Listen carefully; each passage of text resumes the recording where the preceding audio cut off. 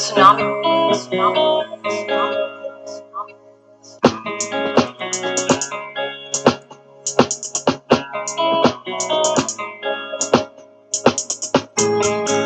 me in my eyes, know I keep the 40 tall, this is no surprise. Perky in the double cup, keep it with my slime. I might get way too comfortable, but everything's alright.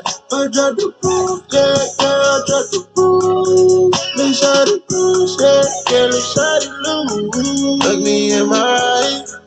Oh, I get the 40 tall, there's no surprise. I might get way too comfortable, but everything's alright. Feel I took it skiffy, but my bitch say it's alright. 30 minutes later, I told the mama surprise. I wanna fuck you.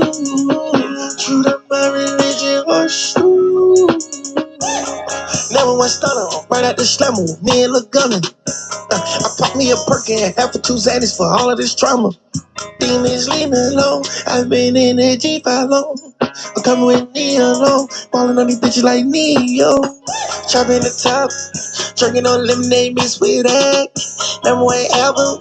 I ain't going back and forth, I ain't going back. I'ma have my poker faces on. I wake up to her leaving every morning. Look me in my eyes.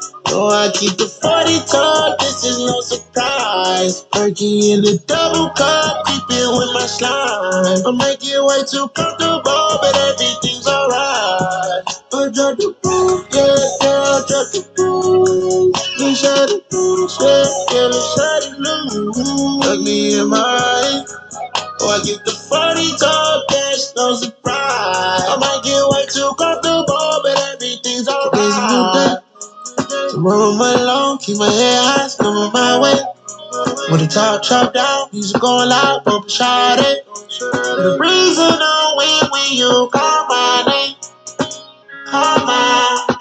This shit no comparison, I'm a stone cold stunner. Whenever I went to sleep, but I had my 9 to thunder. Now shawty, you know my stats to count that money also. Whenever I beat that back, but I had a 1,000 thunder. Look me in my eyes.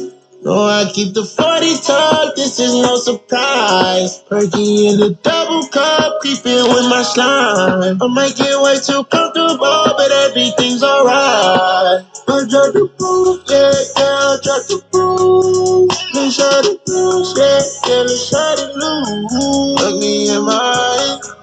Oh, I get the 40 tall, there's no surprise. I might get way too comfortable, but everything's alright. Switching the plan and I told her I'm doing my thing, yeah, it's alright.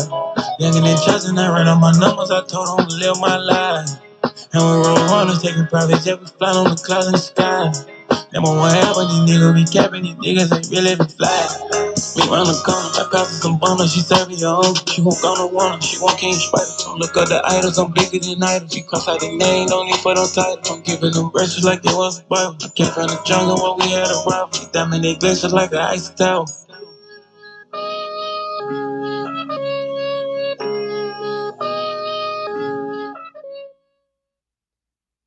Hello, can y'all hear me? Press 7, you already know the deal. We getting straight into it. I'm getting more refined with this, so I'm not going to spend too long with the introductions. We're going to try to keep this live stream to 3 hours and 3.5 hours tops. So with that being said, please press 7 if you can hear me clearly, if you can hear me loud enough. Just by the way, for anyone who might be concerned, for the USC 107 Section 107 limitations on exclusive rights, otherwise known as the Fair Use Act. This is federal law which allows citizens to reproduce, citizens such as myself, might I add. This is a law which allows citizens such as myself and others to reproduce, distribute, or exhibit portions of copyright motion pictures, videotapes, or video discs under certain circumstances without authorization of the copyright holder. This is called fair use and is allowed for purposes of criticism, news reporting, teaching, and parody, which doesn't infringe of copyright under 17 USC 107. Okay? I need that to be known for YouTube. Just if anybody doesn't know who I am, my name is J-LEETHAL. I've been on YouTube for about 5 years actually. I've been on YouTube for 5 years. This is me right here. I did this video about three years ago maybe. And my first channel was taken down recently. Actually, quite recently. Less than a month ago, my first channel was taken down. I've had that channel for 5 years. But coincidentally, just this month marks 5 years since I've been on YouTube. I'll say it again. This month marks 5 years since J-LEETHAL has been on YouTube. The same month I got my channel taken down, which I view that as a sign to move forward. Now, with that being said, if you hear me, please press 7 in the chat. And what we're gonna do is this: we're gonna come straight out the gate with it.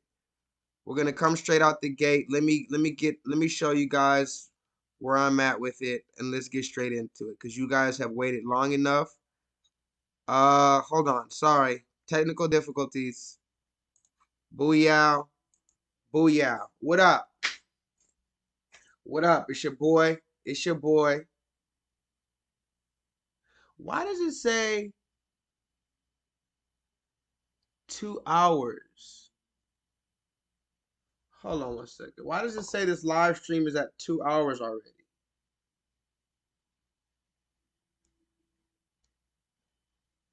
That's gonna bug me. That's gonna bug the fuck out of me. Anyway, guys, so we're gonna get straight into it. We got a jam-packed show for you guys. I'm gonna need your participation. Thank you for everybody who showed up tonight. Everybody who's gonna show up, please go press the thumbs up button because YouTube hates me. You know how it goes. Blah blah blah blah blah. Okay. And with that being said, guys, we're gonna get straight on into it. Okay. Let me read the comments. Let's see who's in here today. Dee came in earlier. I don't know if Dee's gonna be here tonight, but Dee came in the moment I posted this live stream, and she said, "What up to Dee Lump?" She's always been a loyal family member. She followed me from my old channel to my new channel. As you know, like I said, I got my channel deleted. And let me talk about that real quick, because some people don't understand why I keep mentioning stuff like my Patreon. At the bottom, you'll see my Patreon and my PayPal and stuff. Some people will think that I'm being, you know, greedy or something, or they don't understand. They think I'm trying to get famous or something. You guys don't really, some people don't understand what's really going on. So let me just show you guys something real quick, if I may. This is the email that I got from YouTube. And by the way, YouTube, like I said, fair use. I'm just criticizing. Okay, I'm just criticizing. But YouTube deleted my channel, and this was the email I got. It said YouTube does not allow claims about the thing. I'm gonna call it the thing because I don't want to get in trouble by the bosses. It says YouTube does not allow claims about the thing, the injection that contradict expert consensus from the local health authorities at the World Health Organization. Now, like I said, that's kind of crazy. Y'all can screenshot that and try to dissect that sentence if you want, but I've already dissected it, and just trust me when it says that they could have easily told me that I said something wrong. They could have easily told me that my information was incorrect, or that I was bullying someone, that I was harassing someone, or inciting violence. They didn't say any of that. They said they took my channel down simply because my claims contradict the experts. Now, mind you, who's the expert? You tell me who's the expert, but this is a real email I got from the people at YouTube when they deleted my channel. So for anybody who has anything to say, just know that there's a lot going on behind the scenes. There's a lot going on behind the scenes that you might not even know about. A lot of people are getting taken off. Louis Farrakhan, we're going to talk about it. We're going to talk about it. We're going to talk about it. Louis Farrakhan got taken off. A whole lot of people have been getting taken off. They're trying to say Donald Trump can't come back on. Donald Trump supposedly, listen to this, guys. This is real. Donald Trump allegedly opened up a new Twitter. Allegedly, he was banned from Twitter. He opened up a new Twitter, and they banned him before he could even make a post. Now, am I a Donald Trump supporter? Hell no. You guys know that. If any of you guys been following me since the beginning, you would know I'm the furthest thing from a Donald Trump supporter. But it's a slippery slope when you can silence the president or the former president of the United States simply because you don't agree with him. I mean, if you could silence a rich, wealthy, well-known politician, businessman like Donald Trump, you're going to easily silence somebody like me. So like I said, if you feel inclined, please consider joining my Patreon at the bottom, because we have a lot of good stuff on Patreon. For instance, I'm going to get straight into it, guys. We're not even going to spend too much time with the introduction. I'm going to read the comments in a minute. Thank you guys for joining me. The title of this video, and I know it seems like I'm all over the place. If you're new here, just stick with me for a minute. It's all going to start making sense. I like to connect the dots, and I also have ADHD, so I jump all over the place, okay? But I connect it, and I can bring it back to focus. So with that being said, guys, the topic of the conversation today is, drum roll. Before we get into it, you like my background right now? The background, we got Randy's Donuts, which is in Los Angeles, California. Can y'all hear me? Let me read these comments. What up, Pedro? Pedro B, that's that boy Javita. What up? What up, Gigi? Righteous daughter. Blessings. Blessings to everybody. Super user. Robert. We're going to talk, Robert. Robert says you can't copyright the news. Hold on. Can y'all see me? It look like I'm choppy. I hope I'm not choppy. Hold on. Okay. Am I choppy, guys? It looks like I'm kind of choppy.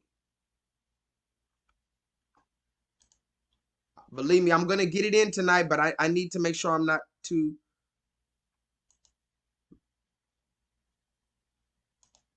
Am I choppy? Can y'all... Okay, y'all say y'all can hear me. Good.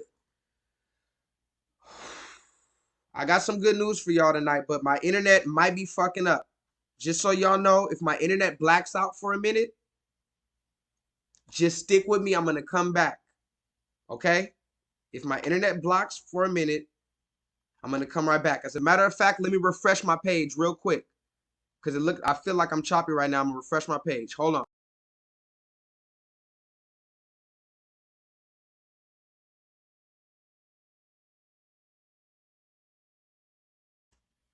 Okay. We're going to see what's up with this, y'all. So the topic of the conversation today is, have you got your injection yet? Have you got your injection yet? Simple as that. Have you got your injection yet? Now, why did I ask you that? Well, let's just get it straight into it. Let me play you this. Javita, watch this. Hey, I'm gonna ask you guys in the chat. Everybody that's watching in the chat, have y'all got your injection yet? Before I even play this video. And you know I got videos. I'm the receipt king. So come on, stick with me. Have y'all got y'all injection yet? And by the way, YouTube, I am not a doctor. I have to give all these fucking prequels. I am not a doctor. I am not a lawyer. I'm not giving medical advice. I am not giving legal advice. I am just giving my opinion that I have formulated based off of a number of facts that I have gathered through independent research. I am now giving that opinion to a number of people who have consensually came to this live stream, or should I say this pro bono online course. I'm going to say that one more time for the purposes of legality in YouTube. YouTube, I am not a legal representative. I am not a medical representative. I am not offering any type of legal advice. I am not offering any type of medical advice to the people watching this stream. The people watching this stream are simply here on their own cognizance, okay? And they want me to give my opinion that I have gathered or concluded based off of a number of facts that I have gathered through independent research. I am now giving that information or that opinion with the fair rights use to these people. YouTube. What up, Buckshot? Buckshot, is this Buckshot from Instagram? Buckshot, if this is Buckshot from Instagram, what up, man? You got some good ass content, or you got some ratchet ass content if that's Buckshot from Instagram. It looked like nobody in here got the injection. Leonard, he didn't get injected. Solo Dolo didn't get injected. Solo Dolo, I'm surprised you didn't get injected, Solo. Super user, you didn't roll up your sleeves and do your part. GG, come on, man. You didn't get your second dose? Buckshot, what up? All right. Now, with all that talking, fuck all that talking, y'all. I'm going to show you why I'm the receipt king. Can I do that? Can I do that? Can I show you why they call me the receipt king? I literally have receipts from the 1800s. Literally. And you don't believe me, do you? Okay. Watch this. I appreciate you guys doing this. Part of our goal here is to make sure that everybody who's been going through so much in COVID understands the need and the urgency of our communities getting vaccinated. Michelle and I, we've been lucky. Michelle's mom, she just stayed put in Chicago, didn't leave her apartment. The girls, as frustrating as it was, they, really followed protocol in terms of making sure that they took this seriously. Now, as the vaccine becomes more available, I want to make sure that our communities, particularly ones African-American, Latino, as well as young people, understand that this will save lives and allow people to get their lives back to normal. And the sooner we get more people vaccinated, the better off we're going to be. Mr. President, I get my second vaccine shot tomorrow. I cannot wait. I think it's important for us to keep talking about the vaccine. So I'm telling all my friends, yo, man, forget what happened back in the day. Every black person, please go out and get vaccinated. I am vaccinated. My family has underlying conditions. They are also vaccinated, but I'm not worried about me or my family. I'm worried about the average mom and dad. First of all, a lot of the underlying conditions, things like diabetes, folks who've got pre-existing conditions, there is more of that in communities of color than there is generally, which means we're more vulnerable. Number two, a lot of young people think, well, you know what, even if I get COVID, it's going to be like a bad cold. But part of what we're seeing now is there's a different strain of the virus has come over. That's now the dominant variant, and it's actually hitting young people harder than the original version. We don't know the kinds of long-term effects that we're having. There's some folks who get it, and 6 months later, they're still not feeling quite right. Part of the reason to get vaccinated is because it makes everybody safer. And it's the same reason why, by the way, we don't have things like polio anymore. Measles used to kill people all the time. The reason we don't see that is because kids get vaccine before they even go to school. And the last point I'll make, Chuck, you mentioned history about things like Tuskegee. The irony is when you know about the Tuskegee experiment, what was going on there was the government withheld treatment that was available for black men for syphilis. It wasn't that they made them sick by giving them medicine. It's that they didn't give them medicine they need.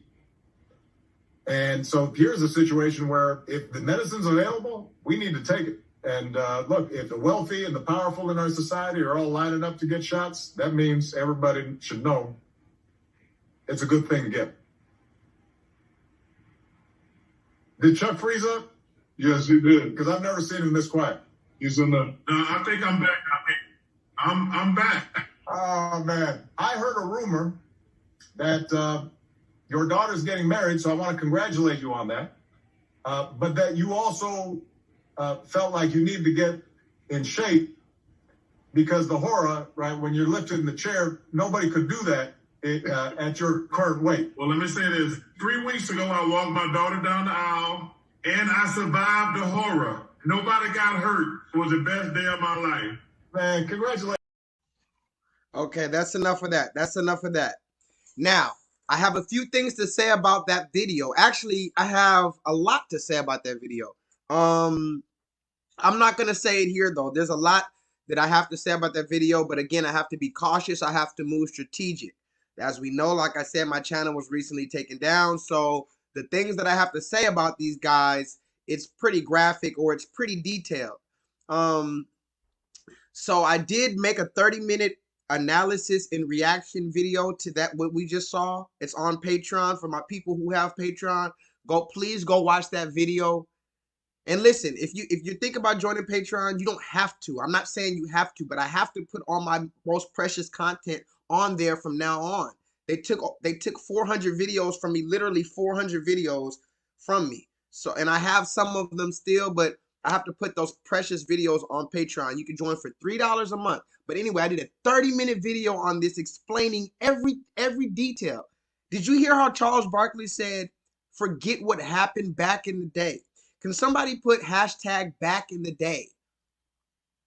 Somebody put hashtag back in the day, because Charles Barkley said he's telling all of his black family, friends, and associates to get injected and forget what happened back in the day. Of course, when he says back in the day, he's talking about what? The Tuskegee experiments, right? So forget what happened back in the day. And I'm just gonna run through this stuff real quick because we do have a good show for you guys today, but I just have to talk about that video real quick. I can't let that go by without saying this real quick. So this nigga Charles Barkley said, forget what happened back in the day, right? Forget the Tuskegee experiment, which happened way back in the day. But when you look into the Tuskegee experiment, if you look there towards the bottom, it says it was conducted between 1932 and 1972. That means that this happened as recently as the 1970s. This thing that he's talking about, which is back in the day, where they were performing ethically abusive studies on black males in particular. Now remember, all of this is public record, so YouTube, I'm not making any claims that, listen here, YouTube, I'm not making any claims that contradict the expert consensus of the experts at the World Health Organization. All I'm saying is what's in public record. Anybody can search it up. You guys can search it up. Hey, you guys watching this, please search it up. The Tuskegee experiments, which is an ethically abusive study. These are their terms. These are their words. The Tuskegee experiment, or the Tuskegee study, was an ethically abusive study performed by the guess who? The CDC, the Center for Disease Control. Yes, the same CDC that we're talking about today performed the Tuskegee experiment. Read up on it yourself. And why do I keep talking about this stuff? I keep talking about this stuff because I need you guys to learn it.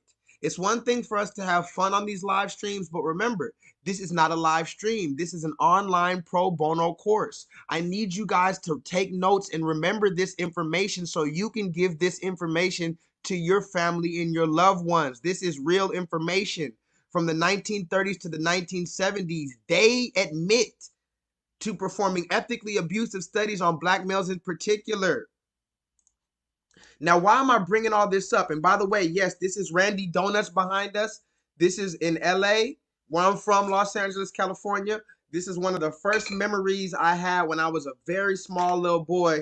My mom used to take me to Randy's Donuts, and it was this big old donut, and we would sit there, and they had donuts in the window. All the donuts were in the window back here.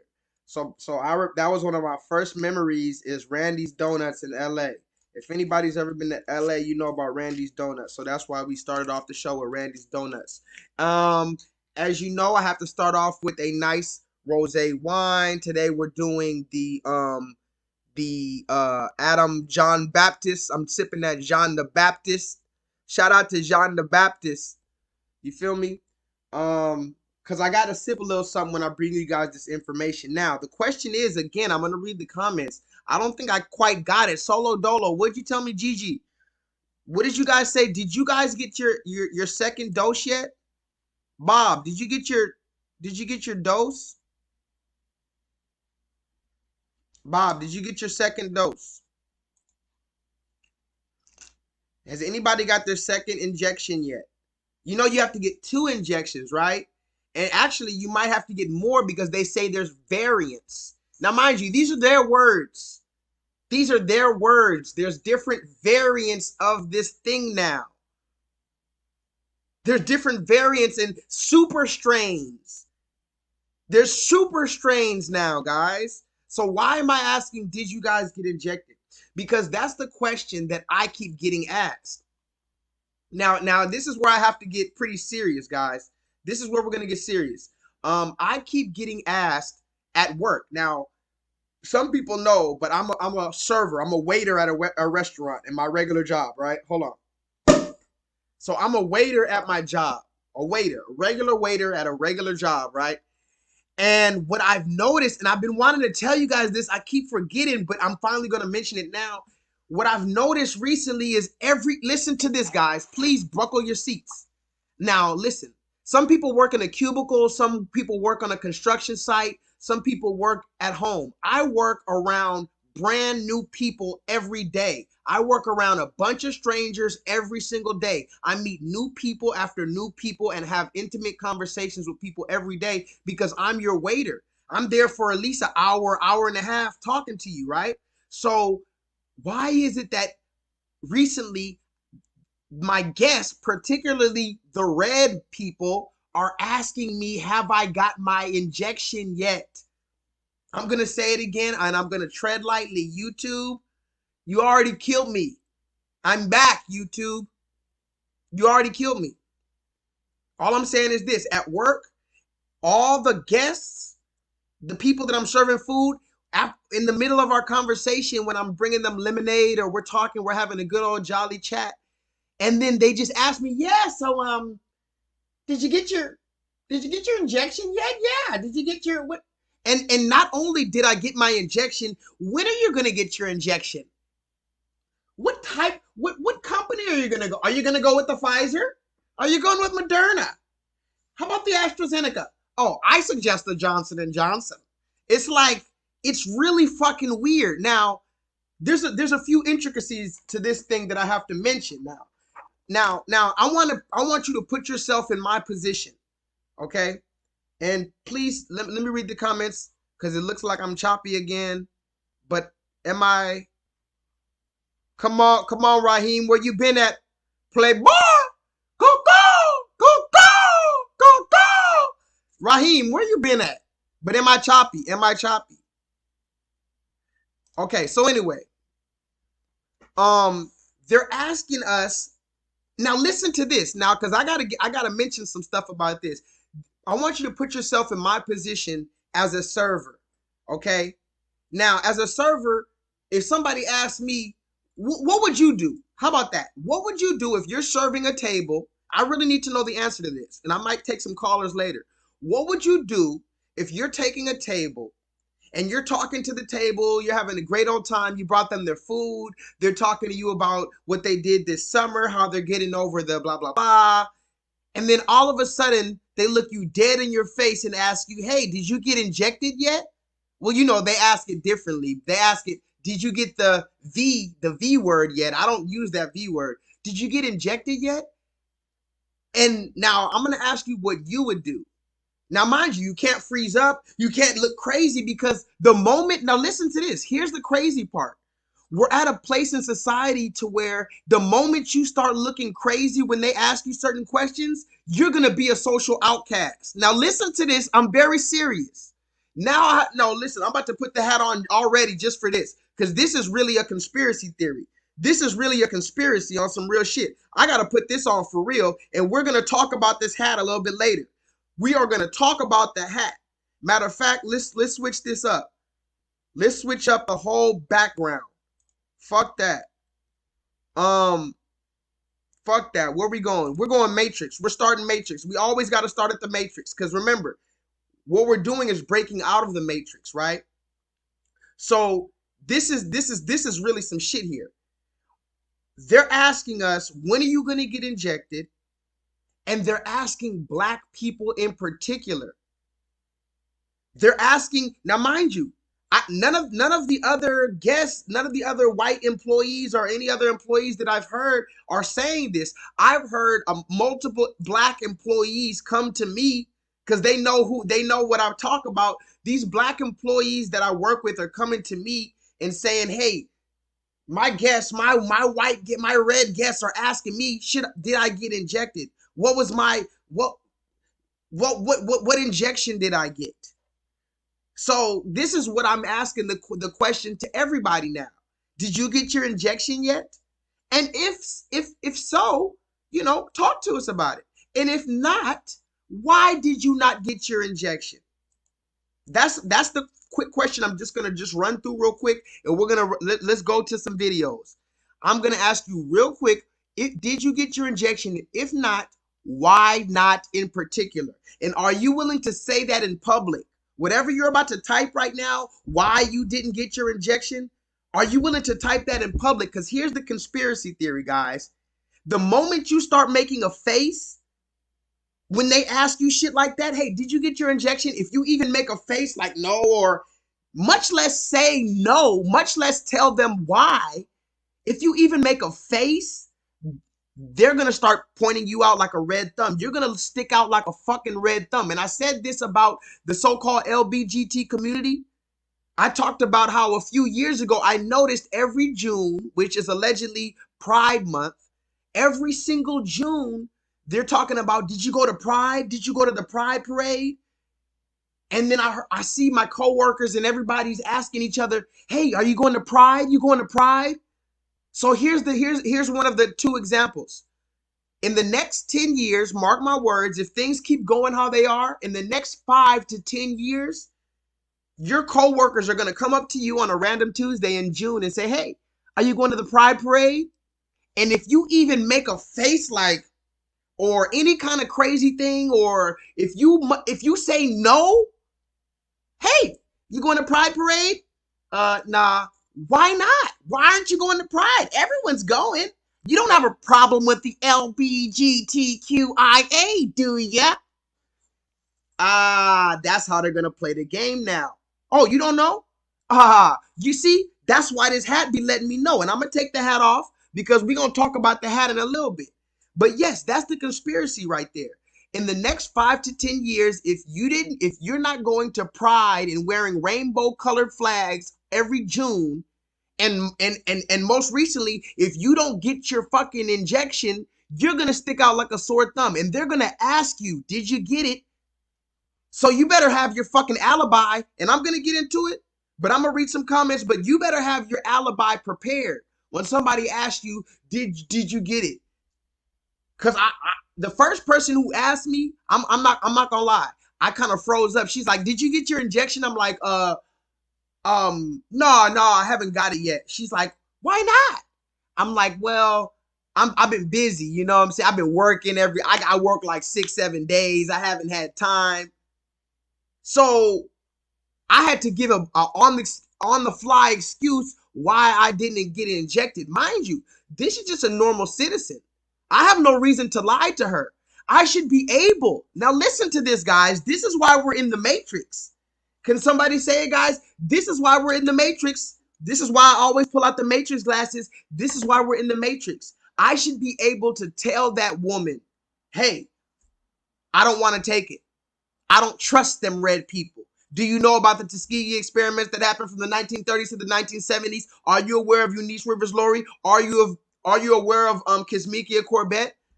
Are you aware of these different so-called agendas to depopulate the so-called black population?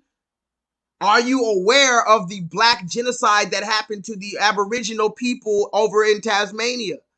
Over there in original Aboriginal Australia, the original Australians were dark-skinned people. The whole race got taken out through propaganda, through sickness, through genocide by the red man. And this is a fact, YouTube. But since YouTube want to ban me and censor me, let me just say one thing real quick, YouTube.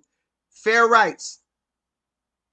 Federal law allows citizens to reproduce, distribute, or exhibit portions of copyrighted motion pictures, videotapes, or video discs under certain circumstances without authorization of the copyright holder. This is called fair use and is allowed for purposes of criticism, news reporting, teaching, and or parody, which doesn't infringe under the copyright 17 USC 107. Woo! Now, with that being said, let me take my first little sip because I haven't even taken a sip yet, guys. Can we get into it? Now that we're out of the matrix, can we get into it, guys? I have a whole live stream for you. And I keep on saying I'm not gonna give a long introduction, but I gotta give you long introductions because sometimes I don't see you for a whole week, whole 2 weeks. I gotta catch you guys up. So let me read these comments. Righteous Daughter.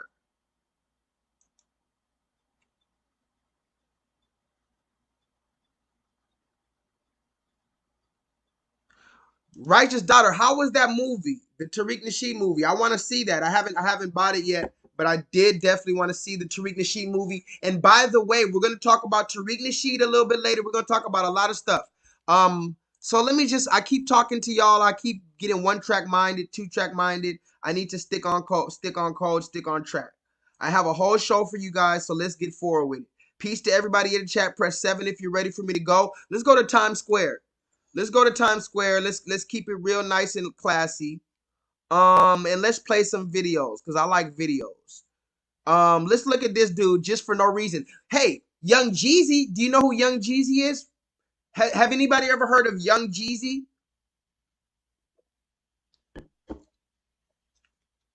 Do you guys listen to rap music? That hibbity hop music? There's a rapper named Young Jeezy. Have you ever heard of the hibbity hop rapper named Young Jeezy? I think his name is Jeezy now. The Snowman. Snowman, what up, Black and Green? Where you been? Jennifer, what up? You guys never heard, Bob, you never heard of the Snowman? You never heard of Mr. 17-5? Hey, the Snowman. You never heard of Jeezy? You've heard of Young Jeezy. You might not know his name, but you've heard his songs. I'm not going to play his songs because we're not giving him no clout. But I already talked about Young Jeezy in some videos before. I might upload those videos again to my YouTube channel. I might upload them to my Patreon. But I already destroyed Young Jeezy. I turned him into a pack. I talked about how he married a white supremacist in Jenna Mai. Look up Jenna Mai, his Asian wife, who said she calls black men dark meat. I can't make this shit up. Young Jeezy is just sold the fuck out. Young Jeezy is the same person who calls himself the Snowman.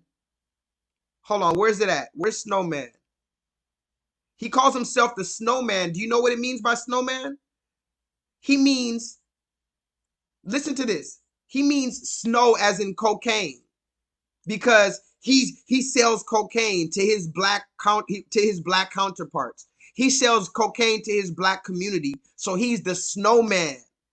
He sells so much snow or so much cocaine, which is white and looks like snow. He sells so much, he's the damn Snowman. That's what he came up into our communities talking about. That's what he got rich off of us talking about, Trap or Die. And by the way, that first album, Trap or Die 101 or Trap 101 or whatever the fuck his first album was a certified banger. I'm not even gonna front on Young Jeezy. That first album, I think it's, what was it? Can somebody remind me? Thug Motivation 101? If anybody knows about Young Jeezy, I think his first album was called Thug Motivation 101 or some shit. Anyway, nothing but bangers. Me and one of my old homeboys, we used to ride out to that shit like crazy. But this is why we have to distinguish the line that's been drawn in 2020. Yes, there was a line that was drawn in 2020, and it had nothing to do necessarily with George Floyd. It had nothing to do necessarily with COVID. In 2020, there was a spiritual line that was definitively drawn. There's always been a spiritual divide between the 6 and the 7, but in the year 2020, that was when the line became physical. There's a physical line between the 6 and the 7, and that's what we're going to talk about today, guys. A physical line. So when we talk about Young Jeezy and other people that we love so much because we grew up to their music, we have to make that physical line and that physical distinction. These people are no good for us. Look at Young Jeezy, guys. That's reality TV. Yeah. Tell me about it. All right.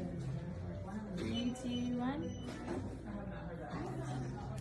Good job. No, we gotta get it on. That's reality TV. Yeah. Tell me about it. All right. 3, 2, 1. Good job.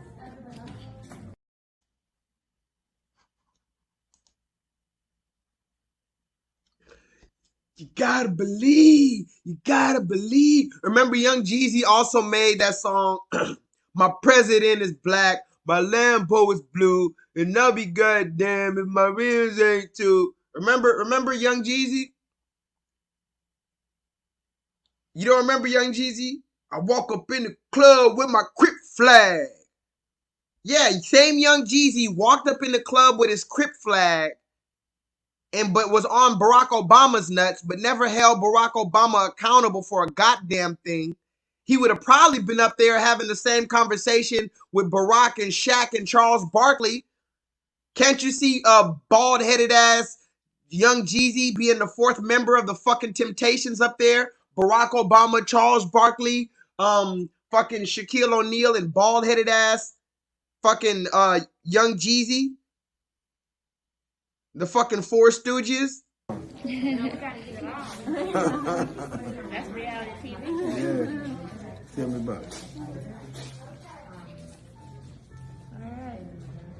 3, 2, 1. Good job. Yeah, so that's Young Jeezy. I don't even want to go in on his ass too bad. But that is Young Jeezy. These are our rappers. And you know what's crazy, guys? The crazy thing about it, I swear to y'all, I'm not even lying, man. I feel like God showed me, he didn't show me COVID happening or this thing happening in this way. But I swear, I feel like God was preparing my mind for this. For the fact that all these celebrities are coming out and selling their soul in front of us. Are you guys not seeing this? Press 7 in the chat. Do you guys not see all of these celebrities literally selling their soul in front of us? Am I bugging? Am I tripping? Aren't you seeing this? Charles Barkley sat up there and said, I'm telling every black person I know to forget what happened back in the day so they could get injected with an experimental chemical. And that is exactly what it is, guys. You can call it what you want, but this is, by their definition and by their terms, an experimental. So if you're asking a black person why he does not want to be part of an experimental trial done by the Center for Disease Control, the same Center for Disease Control that actually performed the Tuskegee experiment as recently as 1972, if you're asking me as a black male in particular why I do not want to be part of said experiment or experimental procedure or experimental chemical being injected into myself, if you're asking me personally why, well, it's because I simply don't trust you, Red Man. I simply don't trust you. And now you're forcing it. You're trying to make it seem like we can't even survive unless we get this goddamn thing. So again, I'm going to go in the chat and I'm going to ask you guys, have you gotten injected yet? Put it in the chat. Have you got it injected yet? And then if you say no, don't just say no. Put the reason that you're going to tell the average person when they ask you. What are you going to do when your boss and you can say you're about to be Mr. Woke and Mr. Brave at work. But let's be real. If you're in a setting where everybody got the injection and they're asking you why you didn't get the injection, looking you in the eyes, what are you going to say? Are you going to stand bold and tell them everything you know about Bill Gates and every single thing else? Let me know. Because I'm letting you know right now, this is what you need to be prepared for. You need to be prepared to have a whole conversation about why you did not take it, why you do not want to take it, none of that shit. I'm sorry, I'm looking at this chat real quick. Solo Dolo says he's gonna say no because it's not safe. Well, what do you mean? Solo Dolo, the Pfizer injection has a 96% efficacy rate. Solo Dolo, what do you mean it's not safe? Didn't you hear about the 95.6% efficacy rate of the Pfizer injection? Solo Dolo? What do you mean it's not safe? Solo Dolo? Now you're looking like a conspiracy theorist at work. Now you're sticking out like a red thumb. Now they about to start taking notes on your ass. And who knows what can happen next. If you read the book 1984, the shit can get biblical. I'll say it again. Go read that book, George Orwell, 1984. This shit can get biblical. If you start sticking out like a red thumb in a dystopian future where they want a dictatorship, but I don't know anything. Again, this is just me giving my opinion that I've formulated based off of a number of facts that I've gathered, and I'm now giving that opinion to a number of people who have consensually gathered here during this online pro bono course.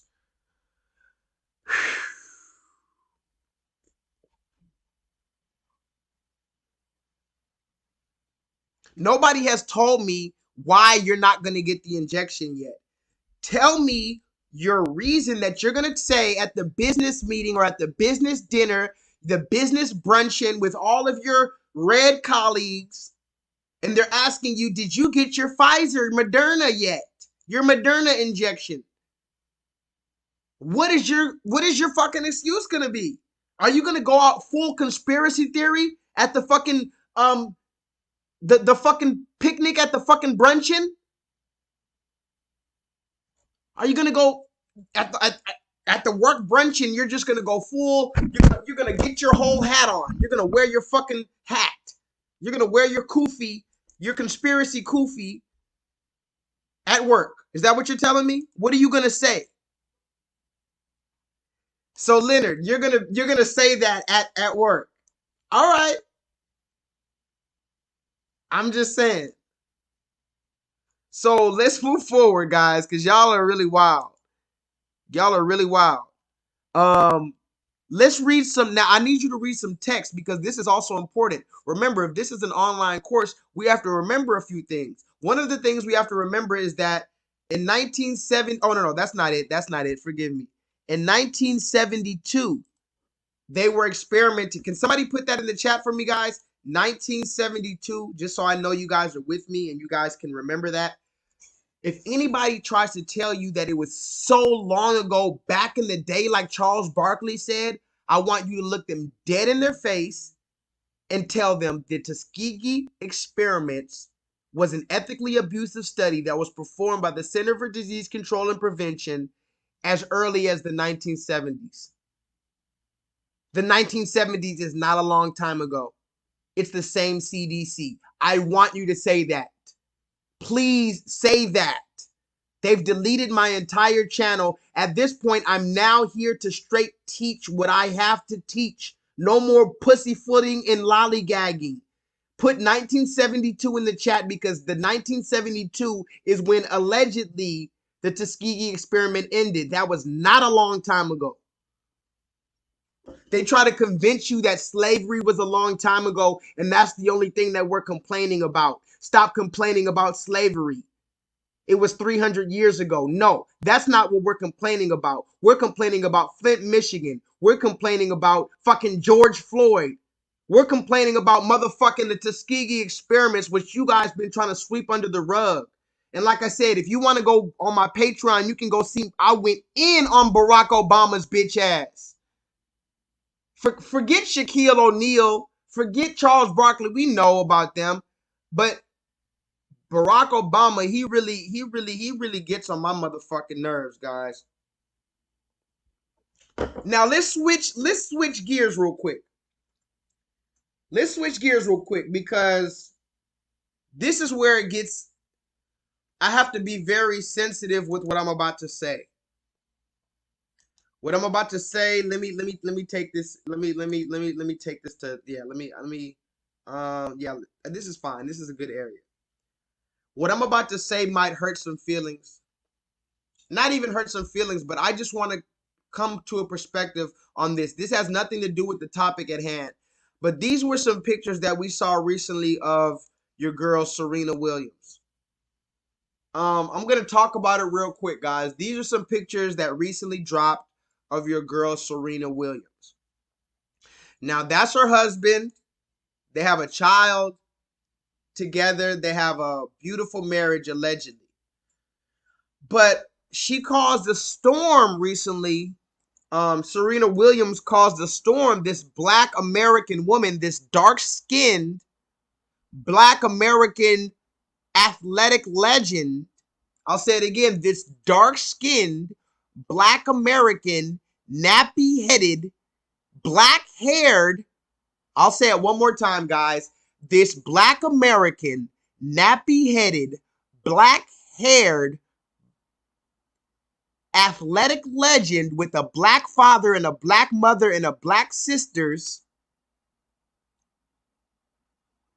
This woman was seen recently looking like this. Now, hold on. KJ in the chat. KJ, did you see Serena Williams? I haven't talked to you recently, KJ. Have you seen Serena Williams? Serena Williams is out here looking like babarenga, sabarenga, bababada, ombaye, babaringe, saringa, bade, bombaye. This girl was out here looking like, how you, oh, paparinge, jabaring, bababa.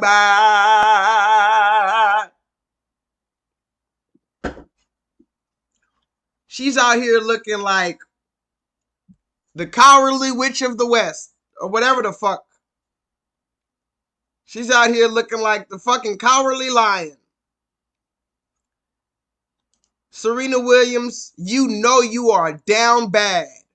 And I love you, and I want to come from this from the most sensitive perspective I can. But if you are a Black American, you know we have to roast your ass. Girl, if you don't get your ass over here with that, oh my God, what the fuck is that on your head, girl?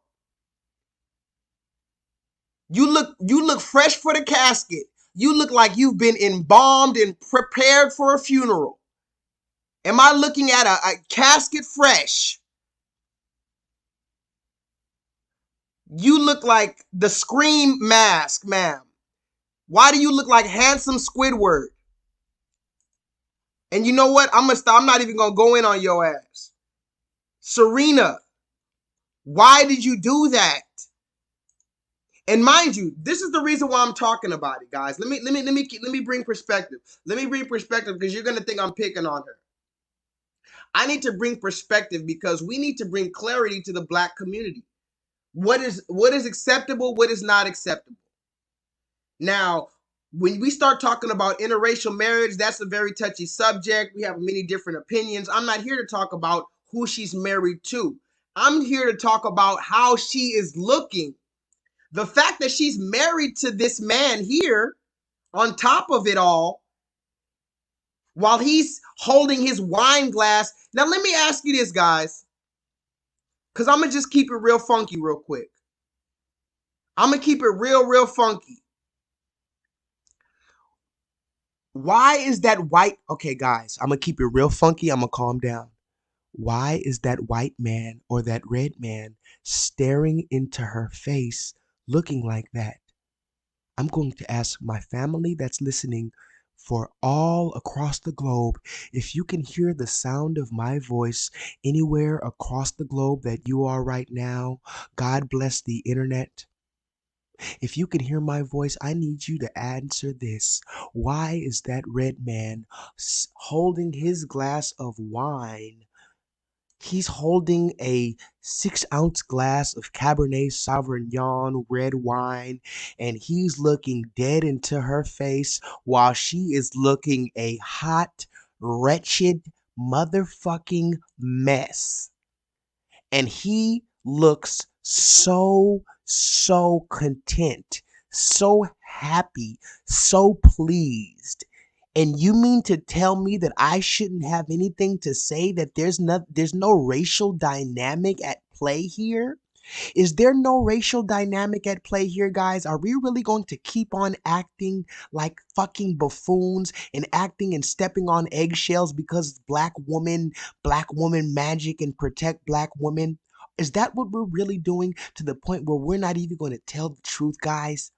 Guys, this woman looks like a fool.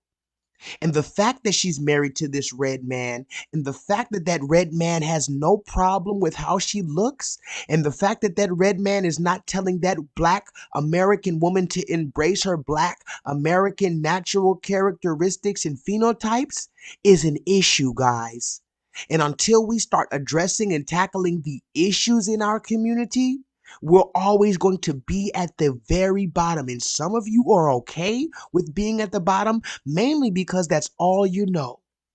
I'm going to say that again. Some of us, some of the children of Israel are so fucking accustomed and used to being at the bottom, and we don't know nothing else. So that's why we cling to our misery. We cling to this embarrassing shit because we don't know our worth. This is a black woman who does not know her worth. She has an afro. I'm going to say this one more time and I'm going to move forward. This is a black American woman that has an afro like Michael Jackson had an afro in 1974. She has a big, wide Negro nose and very, very, very dark brown skin. There is no reason on earth that woman should be wearing that blonde European recessive dog fucking hair hat with this fucking funeral home makeup, looking like she just died a week and a half ago and she's prepared for the fresh burial. Okay? I'm going to need you to do better, Serena Williams. And again, it's not about the fact that you're married to a white man. Honestly, I can give a fuck. I'm glad that at least you're a woman and at least he's a man. Allegedly. It's not about that. It's the fact that you're married to this red man and he's so content with you wearing that fucking foolish ass yellow dog hair fucking hair hat on your head with that fucking white makeup on. With your Casper the Ghost makeup on. It's ridiculous. I'm done with it. I'm done with it. Buckshot says that's black girl magic. And Buckshot, listen, Buckshot goes a lot harder than I do on these black. He don't let it. I've seen he got some crazy receipts. That's all he posts is black woman acting ratchet. But see, Buckshot, we got to give a small percentage of credit to the small percentage of black women who are really here on the right side and who are not doing that. We have a lot of black women. Look at Jennifer right here with her natural afro. Look at that. All praise to the Most High God. While we're talking all this shit, Jennifer is right here with her natural afro out, her natural black skin. She doesn't look like she's ready for the casket. This is KJ, natural dreadlocks, dreadlock rasta. Natural. Look at those big old lips. Look at them big old lips. Looking like a statue. Looking like one of them ancient Olmec head statues. Right? Why would we want to be anything else but what we are? Remember, the scripture says, I have set you apart, God. I have set you apart. God says he has set us apart. He purposely set us apart from our hair, our big old nose. He made sure we look different. I'm going to say that again and we're going to move forward. Can I get a 7 in the chat? God made sure we look different from everyone else. From the top of our head to the soles of our feet, God made sure we look different. That be the Most High God, not the lowercase God.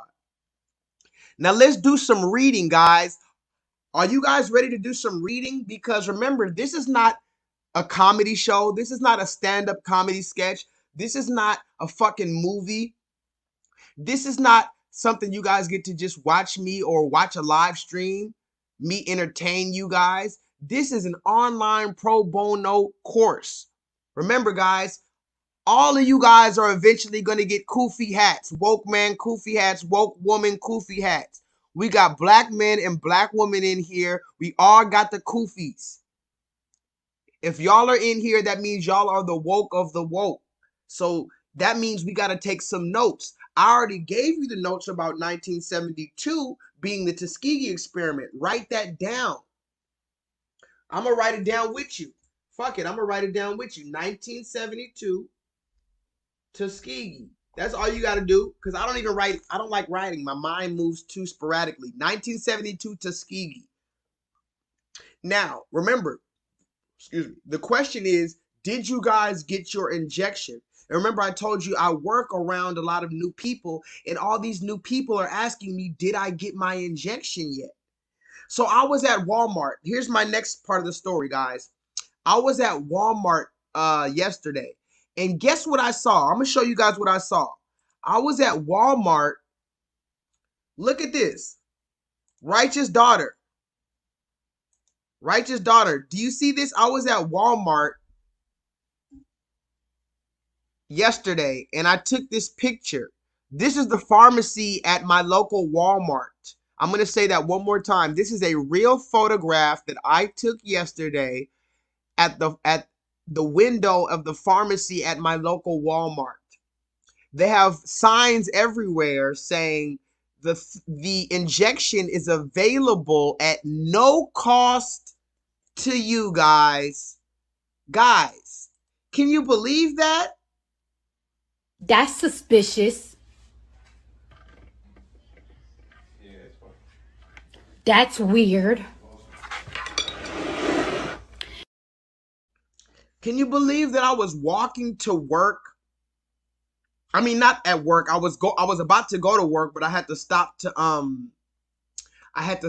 to Walmart, and I was walking in Walmart and I saw this by the pharmacy. These posters everywhere. The injection is available at no cost to you at all. No cost at all. Fuck you, bitch. Shut the fuck up, bitch. Back the fuck up. If I knock the fuck out you. Damn. Pussy. Hey. Not even a dime. It doesn't even cost a dime. And look, walk-ins now available. Get your injection today, god damn it. Read it and weep, guys. Get your injection today at your local Walmart. Just go ahead and walk on in, give them your arm, and you don't even have to reach in your pocket for $1 single. Bob must have been around for a while because he remembers my live stream. That was a very classic live stream that they took down. The Beast is getting desperate. This is where I explained exactly why the Beast is getting desperate, how the Beast is getting desperate, what that means for us when the Beast is getting desperate. But yes, Bob, the Beast is getting desperate when they said at Walmart, you can just bring your fat, lazy ass on in there. Have you ever seen some of the sloppy, nasty, ratchet, fat, ugly sons of bitches at Walmart? And forgive my language. Forgive my language, but yes, have you ever seen some of those nasty, ratchet, sloppy ragamuffin ass? You remember that? A ragamuffin. They got some ragamuffins in Walmart. Don't come in Walmart wearing your goddamn bonnet and slipping your slides in your fucking pajamas with your fat cellulite belly button hanging out, digging in your crusty butt, digging in your ear, digging in your nose at Walmart at 12:30 at night. Don't do that. They got some of the sloppiest motherfuckers walking in Walmart, and you telling me anybody can just walk up and stick their arm out today and get this thing. That's what you're telling me. Does that make any fucking sense? Guys, are you even listening to this? What is going on here? This is not normal. This is not how things are supposed to function. Guys, this isn't even how things are supposed to function. That's not even how. When do things function like that, guys? I'm a genius.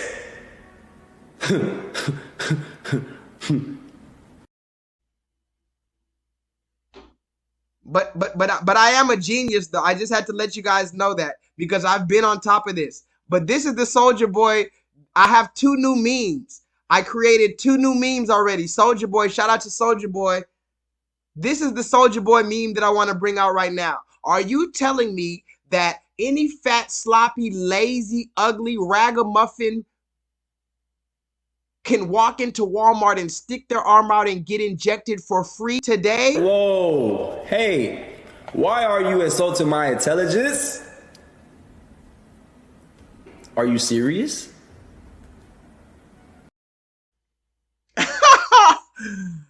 Nah, that nigga Soldier Boy funny as hell. Soldier Boy is funny. Whoa, hey, why are you insulting my intelligence?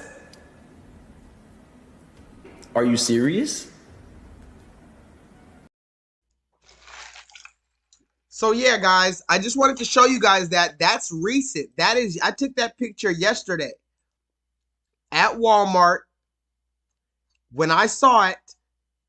As a matter of fact, I took a video too. Listen, look at this video, guys. Look at this video. Hey, what is the how do I get the thing for the vaccine? Like, how much is it? What vaccine? Which one? It says here you guys do the vaccine, right? We have multiple vaccines. Which one? Oh, you guys have multiple. Which ones do you guys have? Which vaccine are you asking about, sir? But I don't know. That's what I'm saying. Like, I'm kind of new to this whole process. I just saw this right. About the flu shot, the tetanus. Oh! I see what you're saying. The COVID vaccine. Fair enough. The COVID vaccine. Yes, we do have that. We have the Moderna vaccine. Yeah, it's we do walk-in appointments in the morning. So okay. If you want to come by tomorrow or anytime in the morning, just walk in. Yeah. And how much is it? It's if you have insurance, we have to bill them. Okay. It'd be at no cost. If you don't have insurance, you do have to fill out a waiver, and it's still no cost. It's still no cost. Okay, cool. Okay, cool. Thank you. So that was me. If you saw that video just now, that was me. I took a video.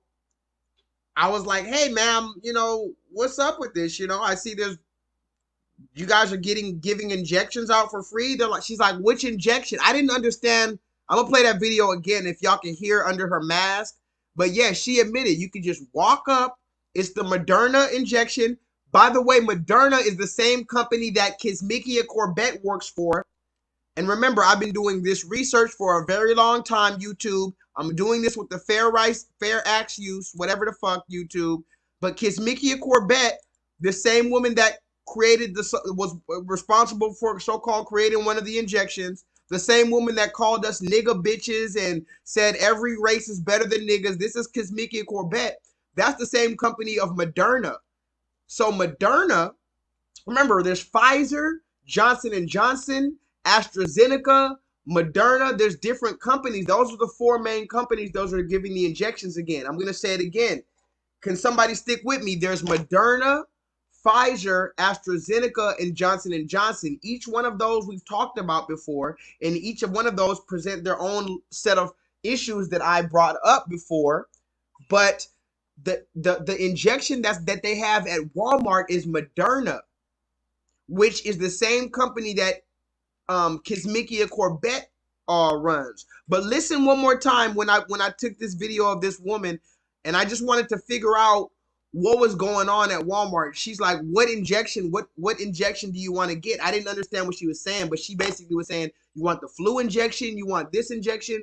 I said, oh, no. I want this particular brand new injection. And she said, yeah, we have that injection. You just have to sign a waiver. Can somebody put that in the chat? Somebody put hashtag sign a waiver. Oh yeah, you can come up and just, anybody can come up and just put their roll their sleeve up and get injected for free. There's no charge to you whatsoever for this injection. But you have to sign a waiver. Guys, somebody put hashtag sign a waiver. You're going to have to sign this waiver, guys. You're just going to have to sign this waiver real quick. Oh, wait. Solo Dolo says nice background. Solo Dolo. We right here, Solo. We right here, Solo. For real, we right here. Solo Dolo, this is a nice background. Sometimes I feel like I'm just watching Earth, you know? But Solo Dolo, you're going to have to sign a motherfucking waiver. Yeah, you can get this thing for free, but you better sign your name right here on this dotted line, motherfucker. Yeah. Hey, what is the how do I get the thing for the vaccine? Like, how much is it? What vaccine? Which one? It says here you guys do the vaccine, right? We have multiple vaccines. Which one? Oh, you guys have multiple. Which ones do you guys have?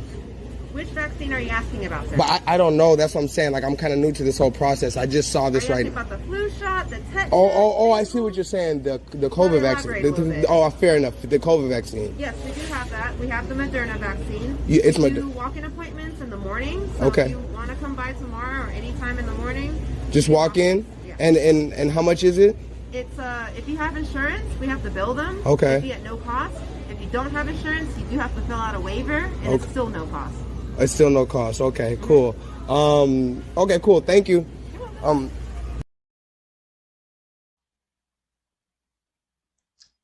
Okay. Let's switch topics real quick. Let's switch topics. Because remember, the topic of the conversation that we're going to start with and we're probably going to end with is, are you getting your injection? But let's switch topics because I do have a few more receipts to bring out. Look at this, guys. Look at this. So Bill Gates, remember, Bill Gates is getting a divorce. I talked about that in my last live stream. Bill Gates, coincidentally, is getting a divorce, even though less than a year ago, he was sitting with his wife, smiling buddy, telling us to get injected. I'm going to say that one more time. About 8-9 months ago, Bill Gates was sitting with his same wife, who looks like Mrs. Doubtfire. He was sitting with his wife, telling us, smiling, telling us to get injected and everything's good and they have the perfect relationship and please trust them and believe them to get injected. But Bill Gates is now getting a divorce. So it seems like there's trouble in paradise. You know when they say that, hey guys, trouble in paradise? Can somebody put that hashtag trouble in paradise? That's what Bill Gates is getting, a divorce from his so-called wife. Now, I don't know what the chess play is, because you better believe this billionaire is playing chess. I'm going to say it one more time. I don't know what the chess play is of Bill Gates getting a divorce, but you better believe that this chess player, billionaire, is playing chess. But look at the most recent news about Bill Gates. It says that Bill and Melinda Gates' kids will only get $10 million each after a divorce. Wah. Can you believe that, guys? Oh my God. Bill Gates, he's only going to leave a measly $10 million each to each of his 3 kids. So each of his kids are going to get $10 million. Wah. They're only going to get $10 million. Do you hear how the red man talks? Do you hear how the motherfucking red man talks? Oh, I'm only going to give each of them $10 million. But remember, this isn't new language. You remember Donald Trump when he came out? Donald Trump talking about, yeah, my father gave me a small business loan of $1 million. Remember that? I know you guys remember that. Go look up Donald Trump talking about his father. He said, my father gave me a small business loan of $1 million. This is how the red man is playing with the cash. Mind you, the cash that they got from our ancestors' blood, sweat, and tears. And from our current blood, sweat, and tears, they're getting this. The red man is not getting this through his own toil. He's not putting his own labor in. The red man sits in the fucking air conditioning telling you what to do from a high-rise building. How did he get that? Through nepotism. Oh, yeah, he got that through nepotism, which is basically passing it down to your children. But how did he get it initially? Through rape, rob, and torture. We know that to be true. They rape, rob, torture, then pass down their jobs to their children. And now their children are telling us what to do present day. And their children, such as Bill Gates, he has so much money that he can make the statement that I'm only going to give my kids 10 million each. But look at Bill, look at his fucking kids. First of all, look at his son. Look at his son on the end right there. His son looks like a fucking clone. You guys can't tell me that Bill Gates did not clone his son. It looks like Bill Gates cloned himself. His son looks exactly like, why is his son wearing the same glasses? On some weird shit, like he's trying to transfer his consciousness into his son's body or some weird avatar shit.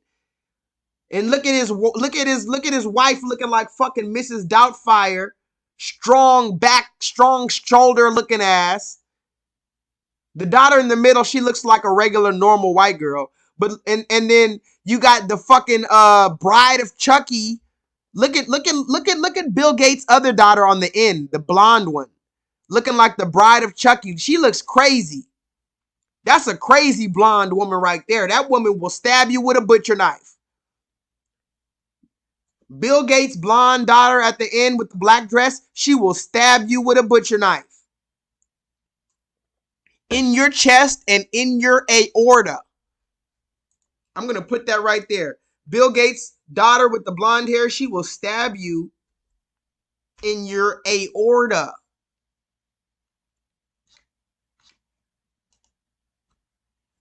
Okay? Now let's move forward. Because remember, all of this is very relevant to everything we're talking about. Oh, here's another thing that I want you to know about the Tuskegee experiments before we move forward. Another note that some of y'all can take as far as it relates to the Tuskegee experiments is this. Read this, guys. This is the truth about the Tuskegee experiments. When all the information finally came out about the Tuskegee experiments, the CDC and the like, they offered to give the family free medical care for the rest of their life. Reading this. Due to the study's participants' wives, ex-wives, widows, and offspring receive infected wives. Listen to this. The wives that were infected by syphilis during the Tuskegee experiments, the wives and the widows and the children received lifetime medical and health benefits. The last widow receiving benefits died in 2009. There are currently 11 of the offspring of the people from the Tuskegee experiment. Listen to this, guys. You're talking about it so fucking long ago. There are 11 living offspring of the people from the Tuskegee experiment, and they are still receiving lifetime medical and health benefits, quote unquote. Now, this is what I want to talk about. Are you listening to this? This is how I know I must be crazy or something's going on here. We must literally be in the matrix. How is it that they can perform an experiment on you, an ethically abusive experiment and a study on you, and then when you find out and expose them, then they say, okay, sorry, now I'm going to give you free health care for the rest of your life. Are you kidding me? Listen to that, guys. The same people who ethically abused you with their medical care, they say, oh, I'm sorry I abused you with my medical care. let me give you that same medical care for the rest of your life. Listen to that one more time. I'm sorry I abused you with my medical care. Let me continue to give you my medical care for the rest of your life. That's what I'm going to do to apologize. I apologize for abusing you with my medical care. Let me continue to give you that same medical care for the rest of your life. Listen to the matrix. The children are still receiving medical care from the same people who were experimenting on them in the first place. Can somebody please tell me what the fuck is going on? I don't know. Stockholm Syndrome. Why would you accept anything from them? That's the question, guys. The question is, why would you accept anything from them? Let's put this into the perspective of something much less, on a much smaller scale. Because remember, injections and medical care, syphilis, that's a very big thing. Let's bring this down to a small microcosm, and let's bring it into the example of a restaurant. What would you do if you went to a restaurant and you found out that restaurant was experimenting with your food, experimenting with syphilis in your food, and didn't tell you about it? I'm going to ask you one more time. What would you do if you went to your favorite restaurant and you found out that they were experimenting with syphilis in your food to target you and only you? And then when you figured it out, the manager came out of the kitchen and said, I'm sorry that you found out that we were experimenting on you and only you with syphilis in this food. But let me give you a lifetime pass to continue to eat here. Let me give you a lifetime gift card to come back and eat at the same place that was putting syphilis in your food. Does it make sense, guys? Does it make fucking sense? What? Bro, what are you talking about, man? It doesn't even make sense. It doesn't. That's why I'm doing this channel.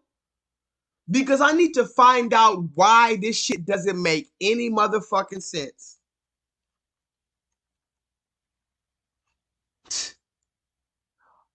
This is a side note. We talked about Louis Farrakhan earlier. I talked about how I was kicked off of YouTube, but I came back. Now I'm back. But we talked about Louis Farrakhan and other people being kicked off of social media. Now, we've talked about Louis Farrakhan before. I don't necessarily agree with everything the man says, but I know that I have seen the concerted efforts to silence his message and call him a certain name. The anti-Semitic.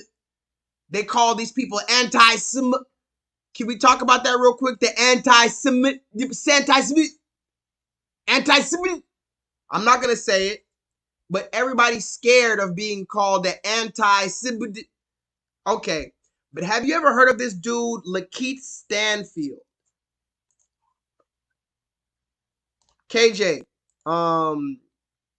have you heard of, Indigenous Queen in the house? Indigenous Queen in the motherfucking house. Holla at your boy, Indigenous Queen. How are you? Blessings to you. Thank you for coming through. I feel like some of y'all might know who this is.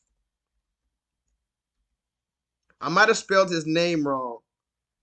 But have y'all heard about this dude right here? Hold on. Have you heard of this dude, Lakeith Stanfield?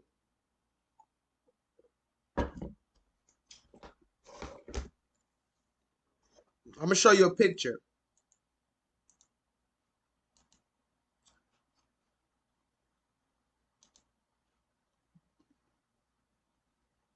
You heard of this dude, Lakeith Stanfield?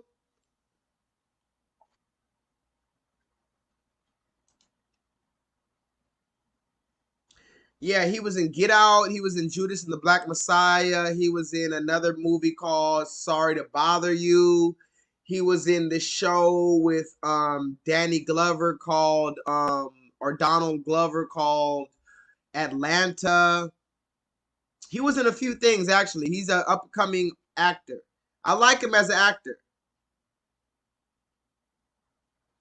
I actually like him as an actor. KJ, you probably know about him because he was in the you know about Daniel Kaluuya. He was in that movie with Daniel Kaluuya. He's an upcoming Black American actor. I like him a lot. KJ, I don't know if he's a sellout. She says, "Don't tell me he's a sellout." I don't know if he's a sellout. Okay. KJ says, "Don't tell me Lakeith Stanfield is a sellout."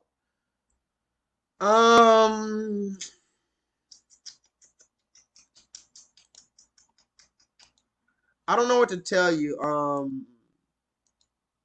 KJ. Breaking news, KJ. I don't know. Now listen, I don't want to go as far as to call this man a full-on sellout. That's a hell of a word, ain't it? Sellout is a hell of a motherfucking word. I don't know if I want to call him a full-on sellout. I don't know if I'd call him a sellout, but what I would say is this.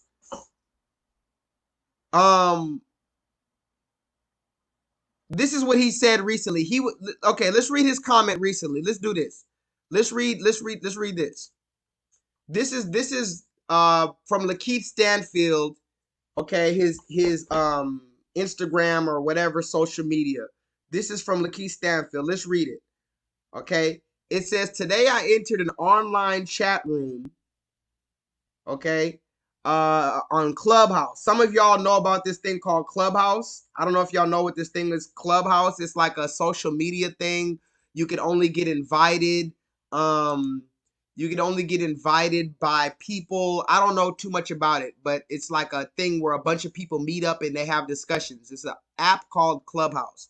Anyway, so allegedly this dude, Lakeith Stanfield, was on this app called Clubhouse. Anyway, listen, he says, "Today I entered an online Clubhouse about the teachings of Louis Farrakhan. When the room's participants noticed me, I was quickly made a moderator of this room. At some point during the dialogue, the discussion took a very negative turn when several users made aberrant statements, and at that point, listen to this, guys. This is where the buck dancing begins. He says he was on an app with hundreds of other people. And because he's famous, they made him into a moderator. And just because he was in the room with a lot of people having a discussion, remember, this is the internet. We don't know what people are going to say. You're having a discussion with a bunch of people online from different communities. Somebody brought up Louis Farrakhan. And allegedly they made anti-blah, blah, blah statements. And at that point, he should have either shut down the discussion or remove myself from it entirely. Listen to this. It's the same fucking thing that Nick Cannon said, guys. Guys, it's the same thing that Nick Cannon said.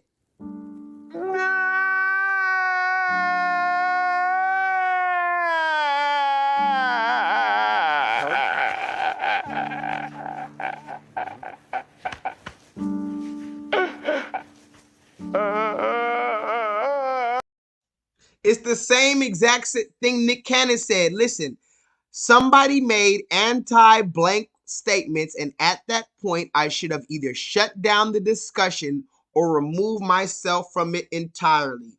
I condemn hate speech and discriminatory views of every kind. I unconditionally apologize. Can somebody listen, y'all? I unconditionally, this Black American man said he condemns hate speech and he unconditionally apologizes to the Jewish community for being part of a discussion that mentioned Louis Farrakhan and by association was called anti blah blah blah. He apologizes. He condemns hate speech and discriminatory views of every kind. I unconditionally apologize for what went on in that chat room and for allowing my presence there to give a platform to hate speech. I am not an anti-blah blah, nor do I condone any of the beliefs discussed in the chat room. You hear that, guys? He is not an anti-blah blah blah, and he does not condone the hate speech that went on in that chat room, even though, like I said, if you look into Clubhouse, it's an app where people go to have discussions with strangers about controversial topics. I'm going to say it again. The app Clubhouse is where strangers go in droves to have conversations about nuanced and controversial topics. But because he's a black celebrity, he has to come out and apologize for what somebody else said. Mind you, he didn't say anything about anything. He has to apologize unconditionally because he was even there. But KJ, I'm going to ask you this. You asked me, is he a sellout? Let me read this thing real quick. Hey, Seventh House, holla at your boy. Good to see you, Seventh House. Thank you for coming through. KJ asked, is he a sellout? Now, here's the thing. Lakeith Stanfield, I'm going to say it one more time. This is the dude, Lakeith Stanfield. We're asking, is he a sellout? He came out, he apologized. He didn't want to be an anti-Semite. He doesn't want to be associated. He's given the same language that Nick Cannon gave and all these other buck-broken people have given when it comes time to bow down to the so-called Jewish man, the so-called Jewish man. Every time it comes to the so-called Jewish man, you got to start bowing down and unconditionally apologizing. But KJ, you asked me if he's a sellout.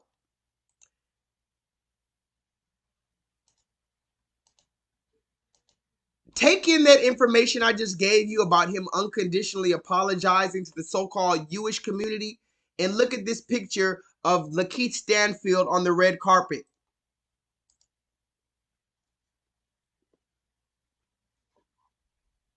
I'm going to say it one more time, guys. I don't know if if you guys tell me, is Lakeith Stanfield a sellout? This was the same man who played a sellout in the movie Judas and the Black Messiah. Okay. He's buddy friends with Daniel Kaluuya. We know Daniel Kaluuya is a sellout. We know all of these celebrities are sellouts. I don't know if I would go as far as to call him a sellout, but he came and apologized to the Jewish community for even being associated with Louis Farrakhan. He couldn't hold his own nuts and say, I'm listening to this information. Back up off me. I don't owe you motherfuckers no apology. Can I get a 7 in the chat?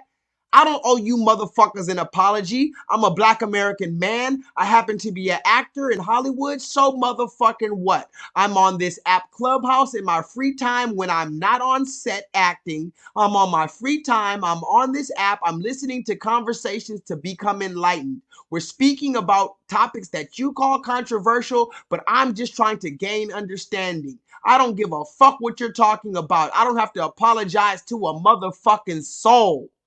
But see, that's what I would say. But remember, I haven't sold my soul, and that's why they keep deleting my channel, and that's why they keep on messing with my numbers, and they won't let me get high and famous like these other people. Because I'll come out and I'll make a statement and say that. I don't give a motherfuck who you are. I'm going to listen to this conversation, bitch. Can I get a 7 in the chat? I don't give a motherfuck who you are.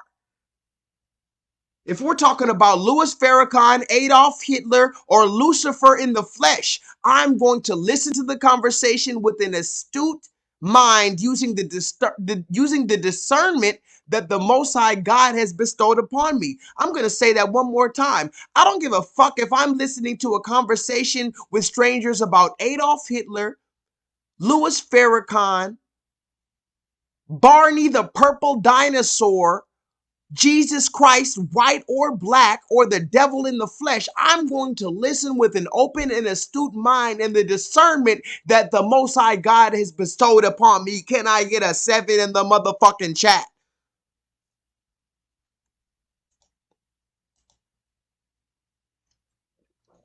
Buckshot, you still holding on? You still here, Buckshot? Okay, this one's for Buckshot. So wait, before we continue, Buckshot, we need to come to a consensus. Remember, YouTube kicked me off. Let me show you one more thing, guys, just in case you're brand new to the chat. Indigenous Queen, are you still here?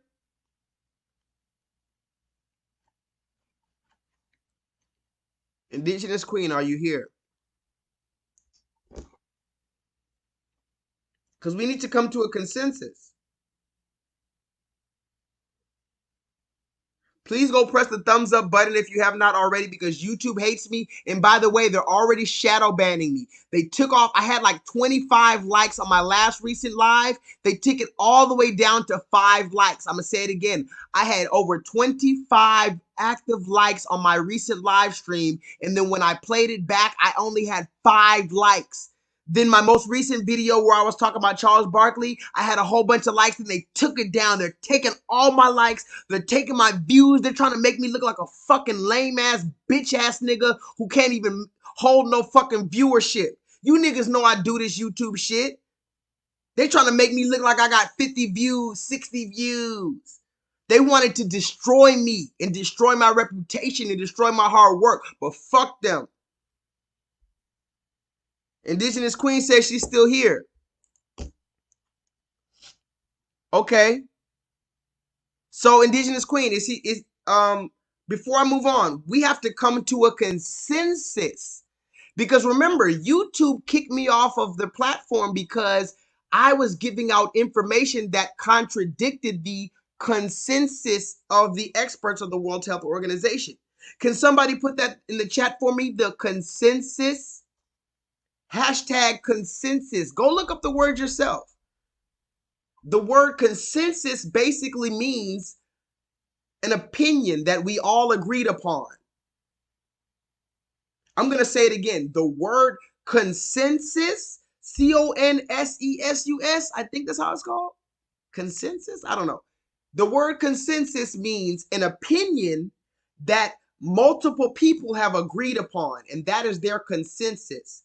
If you and you and you and you all agreed upon a thing, that is our consensus. YouTube kicked me off of stream, not because I was giving wrong information, but because my information contradicted or was different than the consensus. YouTube doesn't allow claims about the injection that contradict the expert consensus, okay, from the local health authorities at the World Health Organization. So now that we know what a consensus is,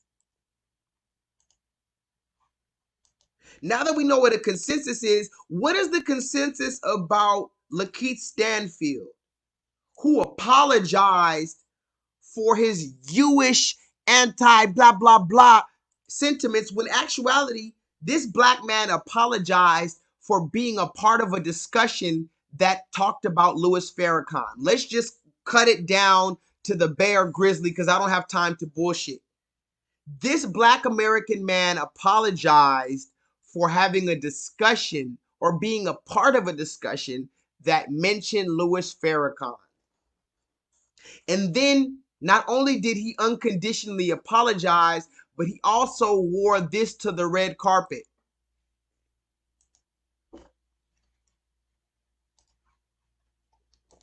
So what is the consensus? Is that man a sellout? KJ, is he a sellout? You tell me. You asked me. Is he a sellout? I'm not here to tell you. I'm here to report the news. But now that I reported the news, KJ, you tell me. Is he a sellout? Indigenous Queen says he's a weak beta.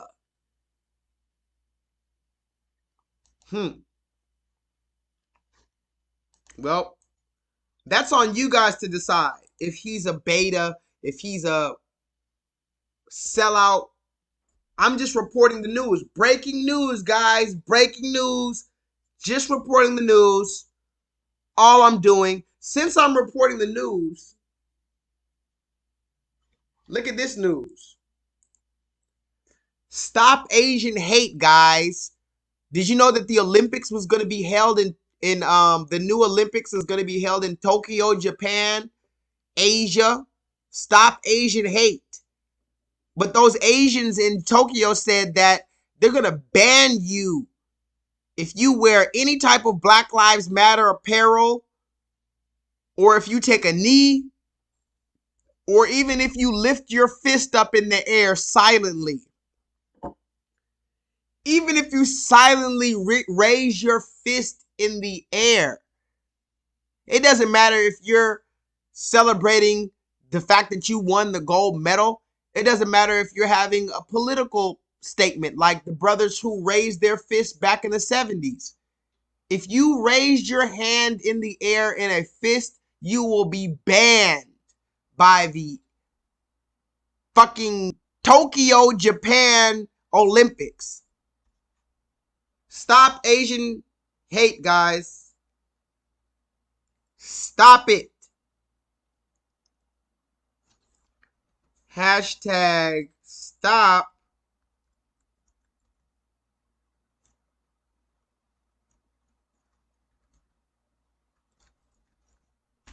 Asian hate. Stop it, guys. Stop the fucking hate, guys. What? Bro, what are you talking about, man?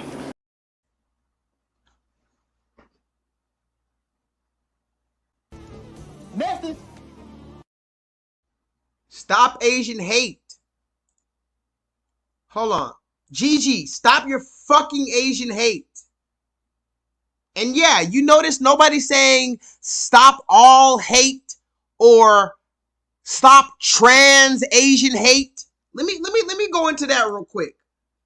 Let me go into that because, I mean, since I'm talking about it, I might as well, right? Why is it that nobody is talking when it comes down to stop Asian hate? Why don't we hear about stop all hate? No, stop. Yeah, what happened to that? Because remember, when it's Black Lives Matter, it's all lives matter, blue lives matter, purple lives matter. They want to discredit us by including the entire spectrum of the rainbow into Black Lives Matter. Quite figuratively, pun intended, they introduced the rainbow into Black Lives Matter. You can figure that one out. But when it comes down to stop Asian hate, stop it there. Asian hate, we got tunnel vision, Asian people only from the continent of Asia. That's who we're talking about. Stop hating them. There's no stop all hate. And there's definitely no stop trans Asian hate. Because remember when Black Lives Matter came out, then you had Black Trans Lives Matter too, trying to deviate and muddy the conversation. Bitch, if you're black, then you're black. Why the fuck did you have to make the stop trans black movement? If you're black, bitch, shut the fuck up and join us. Get in the fucking line and shut the fuck up talking about, well, I'm trans. Oh my God. Shut the fuck up. If you're black, you're black. But you had to start the Black Trans Lives movement. But there's no trans Asian. There's no stop all hate. Understand why we're at. Understand why we're at where we're at. Guys, I'm going to say it one more time. Understand where you're at then understand why you're at where you're at. Understand you're at the matrix. Understand why you're at the matrix. Understand what it means to get out of the matrix. Are you willing to get out of the matrix?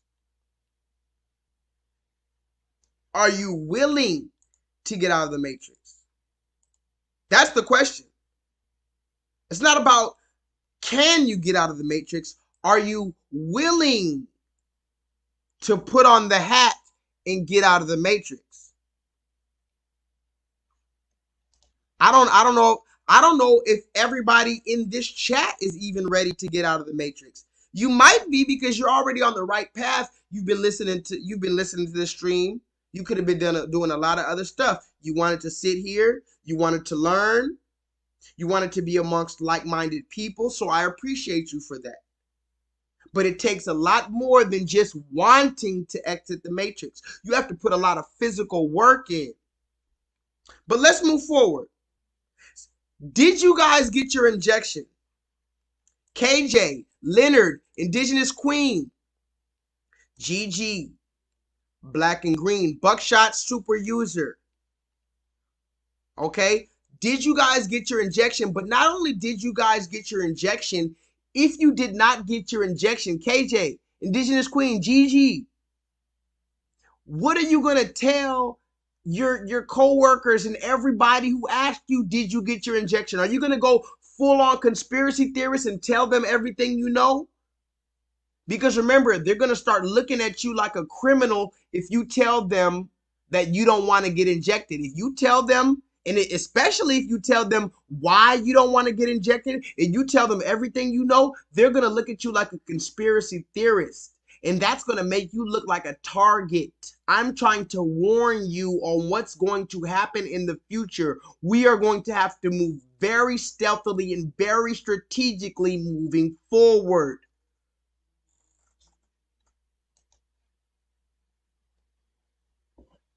Righteous daughter, you work from home. Okay, well, what if you're at the bar and the bartender asks you, hey, did you get injected yet? What are you going to say? No. And if you say no, they're going to ask you why not. You know, you can go over to Walmart and get it for free today, right? Remember that, right? You know, you can go to Walmart and get the injection today for free, right? Hey, what is the how do I get the thing for the vaccine? Like, how much is it? What vaccine? Which one? It says here you guys do the vaccine, right? We have multiple vaccines. Which one? Oh, you guys have multiple. Which ones do you guys have? Which vaccine are you asking about, sir? But I don't know. That's what I'm saying. Like, I'm kind of new to this whole process. I just saw this right. About the flu shot, the tetanus. Oh! I see what you're saying. The COVID vaccine. Fair enough. The COVID vaccine. Yes, we do have that. We have the Moderna vaccine. It's we do walk-in appointments in the morning. So okay. If you want to come by tomorrow or anytime in the morning, just walk in. Yeah. And how much is it? It's if you have insurance, we have to bill them. Okay. It'll be at no cost. If you don't have insurance, you do have to fill out a waiver, and it's still no cost. It's still no cost. Okay, cool. Okay, cool. Thank you. I just also want to let it be known, earlier today I went to just as a side note, I just wrote this down that I thought it was interesting. I went to the gas station earlier today to pick up some stuff at the gas station. And I talked to this man. He was a dark-skinned man. Now, I'm going to say this one more time. This is another conversation for another day. But when we talk about what is black, again, I'm going to ask everybody in the chat, what is black? Everybody's calling themselves black. What is the definition of black? What are you truly calling yourself? If words have power, shouldn't you understand what you're calling yourself? I'm going to say it one more time. If words have power, shouldn't you know what you're calling yourself? Why is it that if I ask the average black person, what is the definition of black? What does black mean? You can't even define it for me. That's a problem. That's another reason why we're lost. But on a side note, we're black, right? Okay. But do you know that they have Indian people who are darker than me, who have more melanin in their skin than me? Did you know that? That's a whole nother part of the matrix. There are people from India who have skin with more melanin than me. They are darker than J-Lethal. I'm black. I'm a nigga. There are people from India who are black like my shirt. So I went to the gas station earlier today, and I ran into one of these Indians who was black. Call it what you want, but this nigga was black. He was black, this Indian man. He was literally motherfucking black. You call me black, okay, but I mean, if we're being real, if this was a crayon box, I'd be brown. I saw a man from Sri Lanka. I'm going to put it in the chat. Sri Lanka. I don't even know where the fuck that is. Do y'all even know what Sri Lanka is? I don't where. If I told you I'll give you $10 million to take me to Sri Lanka. No, I'll give you $10 million to point to Sri Lanka on the map. Fuck, take me to it. I'll give y'all $10 million right now if you can point to Sri Lanka on the map. There's a place called Sri Lanka. I ran into this black ass man from Sri Lanka, which is not Africa. It's like India or whatever. He was an Indian man. Anyway, I asked him specifically straight up like this. I took my mask off and I asked him, hey man, have you gotten injected yet? I was buying my stuff at the counter. There was nobody behind me. I looked him dead in his face. I said, hey man, have you got injected yet? He was like, oh no, I did not get injected yet. I said, why did you not get injected yet? This man was like, I'm okay. He said, I'm okay. I said, what do you mean you're okay? Don't you know about this pandemic going on?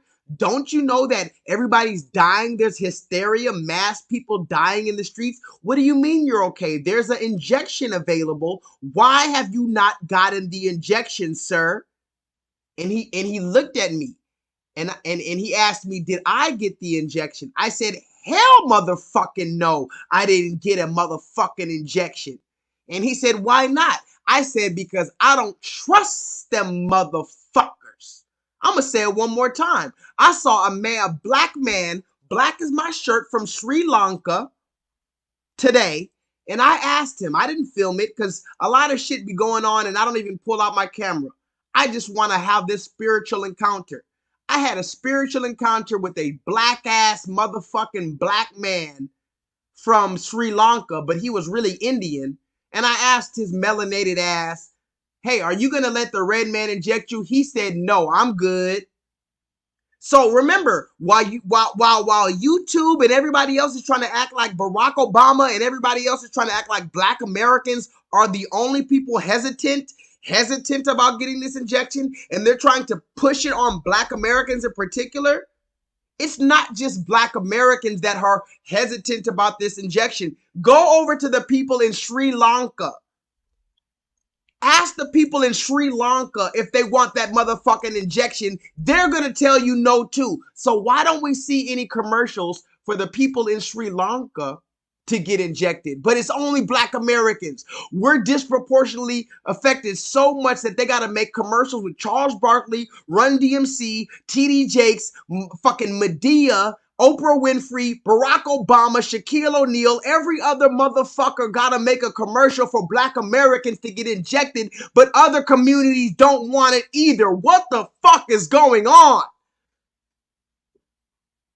Hello, Jacob.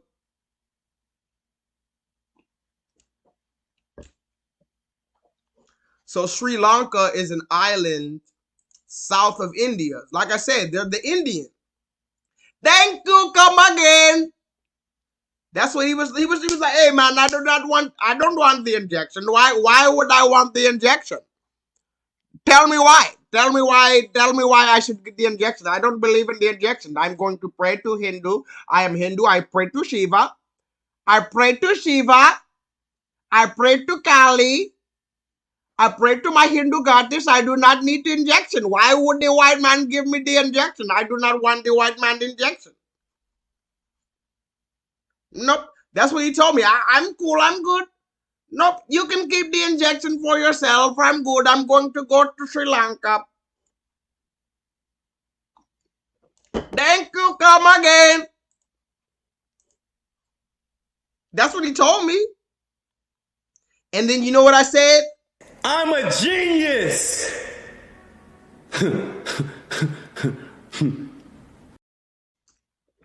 That's exactly what I said. You ever just know what you know, and then it finally sets in that you know what you know, and other people realize you know what you know, and you look at them and you like, I know what I know, and they're like, I know you know what you know, and I'm like, I know, right? I know. I'm a genius.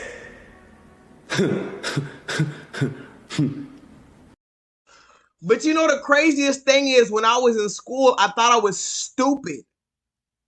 When I was in school, I had to work hard just to get a C.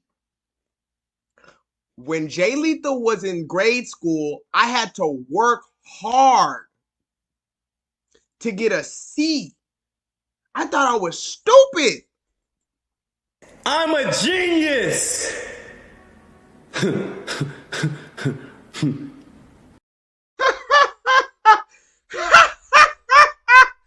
Are you fucking kidding me? I'm literally a king.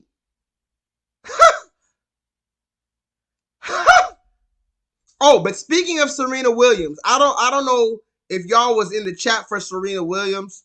I'm gonna show y'all Serena Williams again one more time. Ah, Sabarinha, Babarinha, Bimbare, Bimbare, Babarinha, Sarina, Bare, Bimbawe, Bimbawe. If y'all remember what I said about Serena Williams, I want y'all to know there are black, beautiful, melanated, absorbed with light women out here that do not fall into that category. We need to always remember that. Buckshot, if you still in the building, I challenge you, Buckshot. Where's Buckshot? I don't know if Buckshot's still in the building, but Buckshot, if you're still in the building, I challenge you on your Instagram tomorrow to show a picture or a video of a beautiful, absorbed with light, melanated woman who is doing a beautiful thing. I challenge you, Buckshot, because you show a lot of images of black women doing disparaging things, and believe me, so do I. I show a lot of videos of black women doing stupid motherfucking shit. And I love it. I get a fucking kick out of embarrassing black women sometimes. I'm going to tell the truth. I get a kick out of it. But you know what? I also get uplifted. I get empowered when I show the black women who are absorbed with light, such as Shahrazad Ali. Okay? So, Buckshot, I don't know if you're up to it, Buckshot, but I want you to post a video, just one, to balance the narrative of the black woman being so ridiculous that she can't be talked to. Because remember, not all of them are like that. Who told you that this here was ugly? Who said this beautiful natural black form of hair was ugly? Them people. Who told you got to spend money with them to be pretty? Them people don't make no money off of us if we sitting here being in our beautiful natural form. Who told you $20 is not enough to spend on an outfit? You got to spend $2,000 or you're less than. Who told you you can't wear your natural hair on the job? You have to take the money you earned and spend it with them to look presentable. We brainwashed. I'm saying, y'all, we have to keep it balanced. Okay? We have to keep everything balanced. Remember, that's the name of the game. Balance. Because somebody put that in the chat. Hashtag balance. Because yes, a lot of our women are off point. We got Serena Williams, but then we got the other aspect of it. The woman who either knows her self-worth or she's learning her self-worth. Because let's be honest, we know that we've been poisoned by this ideologies of white supremacy. I'm going to say it one more time.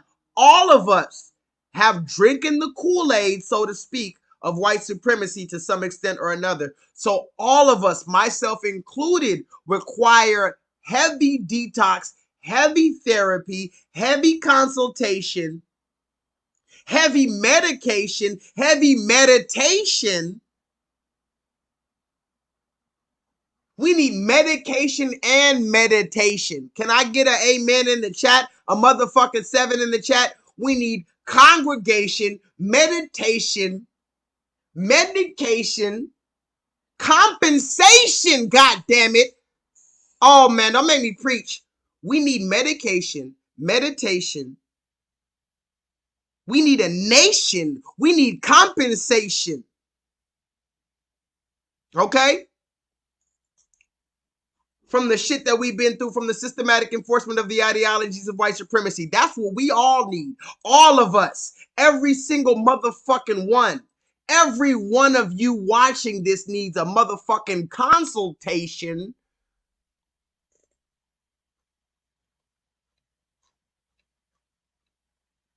But let's move forward. And before I move forward, since we're talking about the consultations, the medications, the meditations, the libations that we need, let's just talk about this. And since we're talking about the black woman real quick, I'm going to get this off of my chest and I'm going to leave the black woman alone and we're going to get back to peace. Black woman, I'm going to need you to never in your life talk about the patriarchy, the black patriarchy again. I'm going to say this one time, and I'm going to say it again in a minute. Black woman, I've had a lot of conversations with black women in the so-called LGBT community that says that black men are the new white men of the black community. Y'all have heard about it. You've heard about how black men are the white men of the black community and how black men are trying to be like white men and how black men are trying to uplift the white man's patriarchy and there's no other patriarchy in the world. Black men are just trying to be so evil and they're the only ones uplifting this patriarchy. Let's talk about it real quick. Let's dismiss this entire myth of the black patriarchy, guys. I'm about to destroy the entire motherfucking argument of this spooky black matriarchy, this black American matriarchy, because we have to talk about Kevin Samuels. I've talked about him before. We have to say it again because that man is breaking the motherfucking matrix. Let's do it. We're into it right now. Put a 7 in the chat because I'm about to go in. Put a 7 in the motherfucking chat because listen. Have I ever lied to you guys yet in 5 years? Not once have I lied to you. I'm about to go in. Press a 7 in the chat.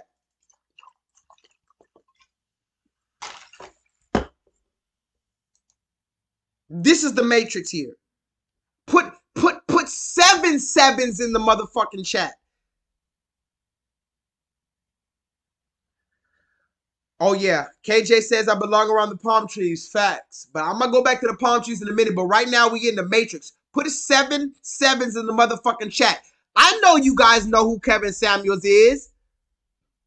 I made a live stream about, and I mentioned Kevin Samuels in late 2020 when I did a live stream called the Absorb with Light Awards. I gave an award. I did a whole live stream and gave awards to every single black person that I felt was doing a good thing for our society. I know no black person is perfect. I'm going to say it again. I know no black person is perfect. I know no one walking the earth is perfect. But I'm willing to give balance to the narrative, and I'm willing to give light to the black people or the absorbable light human beings, hue meaning shade, man meaning the children of God, the human beings, absorbed with light. I'm willing to give credence to them and reverence to them when they do right. So I did a whole live stream called the Absorb with Light Awards in late 2020. My channel was taken down, so I would tell you to go watch it, but you can't go watch it because all of my hard-earned motherfucking work was taken away from me because I contradicted the fucking experts of the World Health Organization, but that's neither here nor there, right? But since we're talking about this, I talked about Kevin Samuels in the late 2020 when he had 70,000 subscribers. Now this man is about to reach 1 million subscribers. I know you know who this man is. I'm not even going to ask you if you know who Kevin Samuels is. I know you know who Kevin Samuels is. And that's a testament to what I said earlier about how the year 2020 was the year of the black man, where we're finally going to stand up and be recognized. Fuck recognize. You're going to shut the fuck up and listen to what we have to say. Put a 7 in the chat. I'm going to say it one more time. The year 2020 was the year where you're finally going to have to sit down, shut the fuck up, and listen to every single thing the black man wants to get off his motherfucking chest until a nigga's tired.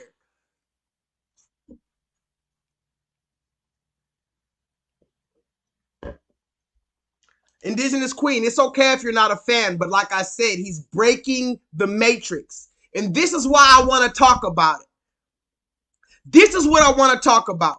Indigenous Queen, you're not a fan, and I love you. I'm not going to get mad at you because you're not a fan, because guess who you are a fan of? Me. So I love you. But I'm going to tell you this. I'm a fan of Kevin Samuels. I'm not a fan. I don't necessarily agree with every single thing that comes out that man's mouth, but that's not the point.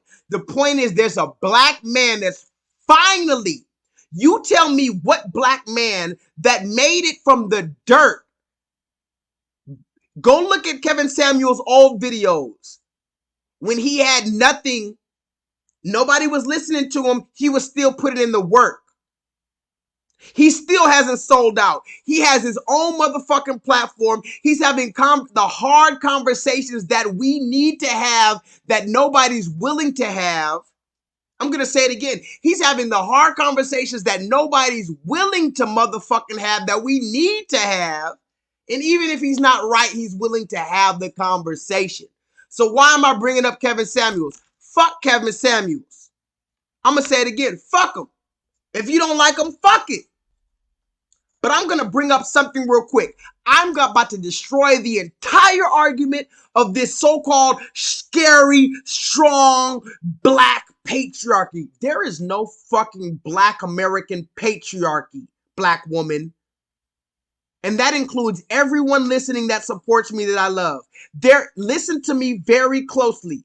If you trust me, trust this. There is no systematic, strong black American patriarchy at play here. We get punished for every single motherfucking thing we do, and black American men have no coordination, we have no cooperation, we have no participation, and we have no funding to be able to enforce any type of systematic patriarchy. There is no black patriarchy. Shut the fuck up. Now, I'm about to show you some real patriarchy. I'm about to show you some real fucking patriarchy right now. Fuck it. This is real patriarchy right here. Have you guys ever heard about... No. I'm about to show you guys right now. Have you guys ever heard about female infanticide? I'm going to ask you real quick before I even read it. Have you guys heard about female infanticide? Don't Google it. Don't Google it. Does anybody know what female infanticide is? Again, this is destroying the entire myth that there's a black American men just oppressing black women. Because that's the narrative right now, that protect black women and all this from black men. Black men are so systematically in charge of destroying black women that we need to do something about it, and no other culture participates like that. Right? Does anybody know what female infanticide is? Don't Google it. Yes or no? No. I'm glad you said that. I'm glad you said you don't know what female infanticide is, because now I get to teach. Female infanticide is the deliberate killing, god damn it. Black woman, listen to this. While you're believing the white woman's narrative or the red woman's narrative of this so-called patriarchy, and while you're making up this fantastical fucking Alice in Wonderland fairy tale about black men being so fucking oppressive to you in America, look up female infanticide. Because female infanticide is the deliberate killing of newborn female children. I'm going to say that one more time. This is not your regular abortion. This is not just a regular abortion, guys. This is killing female children only. In countries with a history of female infanticide, the modern practice of sex-selective abortion is often discussed. I'm going to say that one more time, guys. For all the black women talking about they don't like Kevin Samuels and we're so rough, we're so mean, you don't like our approach, we need to be nicer to you. Look into female infanticide, which is the deliberate killing of newborn female children in countries with a history of female infanticide. The modern practice of quote-unquote sex selective abortion is often discussed as a closely related issue. Female infanticide is a major cause of concern in several nations such as China, India, and Pakistan. It has been argued that the low status in which women are viewed in patriarchal societies creates a bias against females.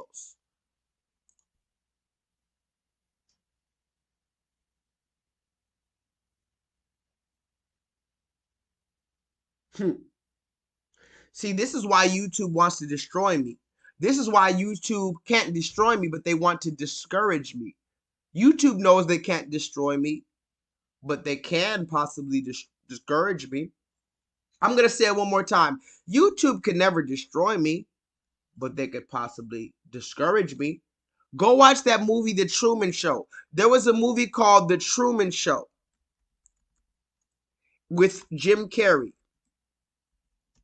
And in that movie, The Truman Show with Jim Carrey, it's a long story, but basically he was in a fake environment and the person who was controlling the fake environment said this. He said, Truman could escape this fake environment.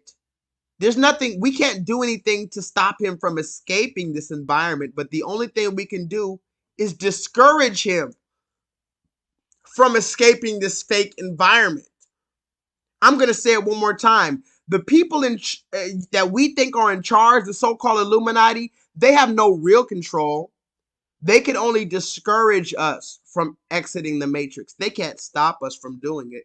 So when we're talking about the so-called patriarchy and the black society, or Kevin Samuels and the stir that he's causing, why haven't anybody made videos about Oprah Winfrey and all the black women who have a negative approach about black men?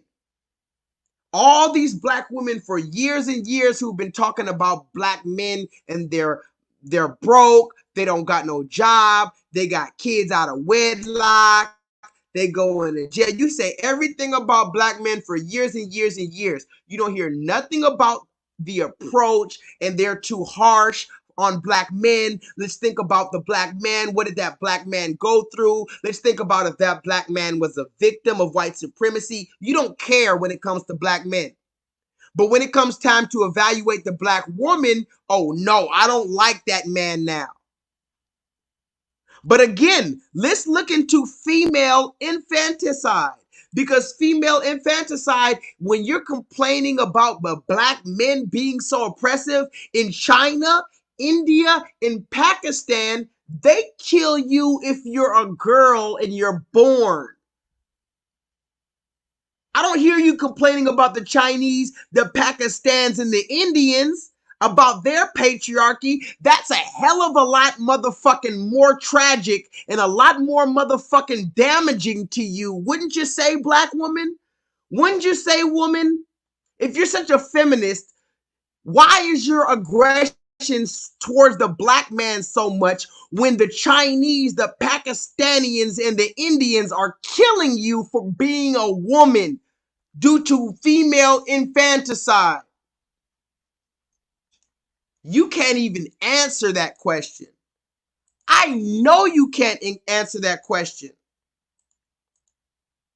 But let's finish this, because I'm not even done. Remember, I need to quickly destroy the whole entire argument that black men are so scary. Because the Chinese man is killing you if you're a girl. The Indian man is killing you if you're a girl. The Pakistani man is killing you if you're a girl. Where do you have a history of black men killing you simply for being a girl? That doesn't happen. So shut the fuck up with that patriarchy shit when it comes to us. But listen to this. Not only in India, but listen to Saudi Arabia.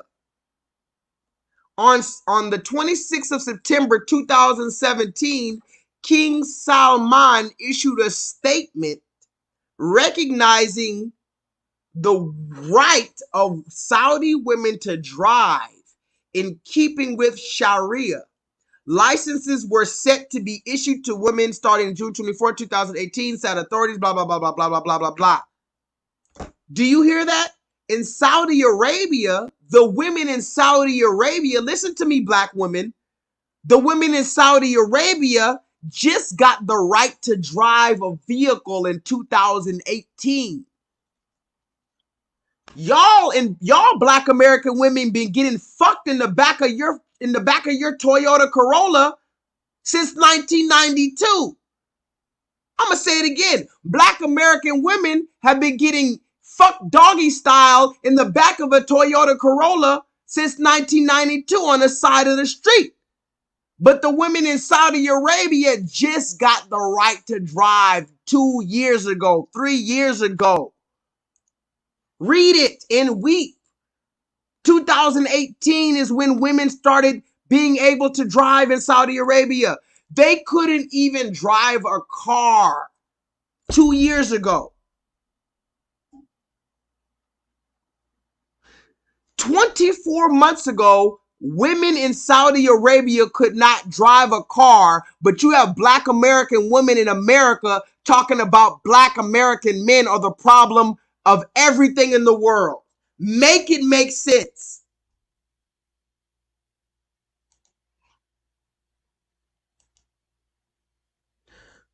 Why is it illegal for women to drive in Saudi Arabia? The Kingdom of Saudi Arabia follows a particularly strict brand of Islamic law known as Wahhabism.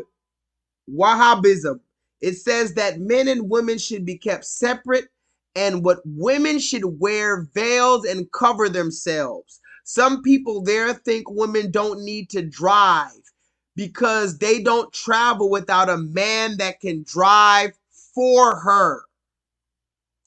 In Saudi Arabia, they weren't letting you drive because they said, you don't need to drive if your husband is not with you. They don't even let you drive because you're supposed to be next to your husband in Saudi Arabia, but you want to claim that you're so fucking oppressed in America under the black man. Can somebody make that make sense for me? I'm just going to ask it one more time. How the fuck are you oppressed in America?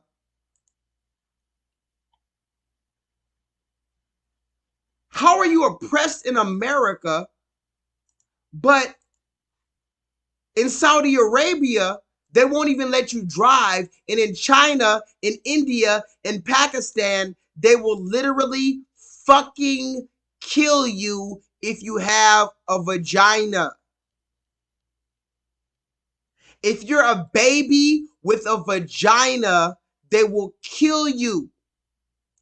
But you're over here complaining about our black ass who has never had any power. Black woman, come to the other side. Be quiet. Humble yourself. Take that thing off your head. Shh. Black woman, I'm going to say it one more time. Shh. Sit down. Rub my back for me. Let's kiss. Let's make love. Let's cook. Let's build. Let's learn. But most importantly, shut the fuck up unless I ask you something. Shut up unless I need you. And I always need you, but I don't always need your fucking opinion. Because a lot of the time, your opinion is based wishy-washy. Your opinion is based off your emotion. I need your opinion to be based off of a number of facts that you have gathered through independent research. Can I get a 7 in the chat? Black woman, I love you, but I need you to shut your mouth. Give me a kiss, but shut your fucking mouth if your opinion is based on your emotion rather than your fucking conclusion based off of a number of facts that you have gathered.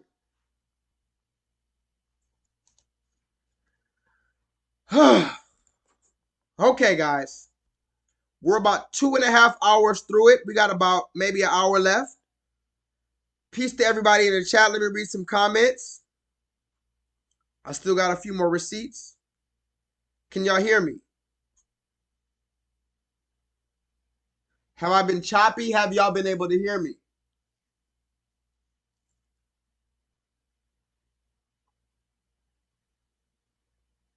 I might have been choppy this whole time. I don't know. Am I choppy? Y'all better comment some more. I told y'all can't just watch me. This ain't no fucking concert. I'm fucking tired.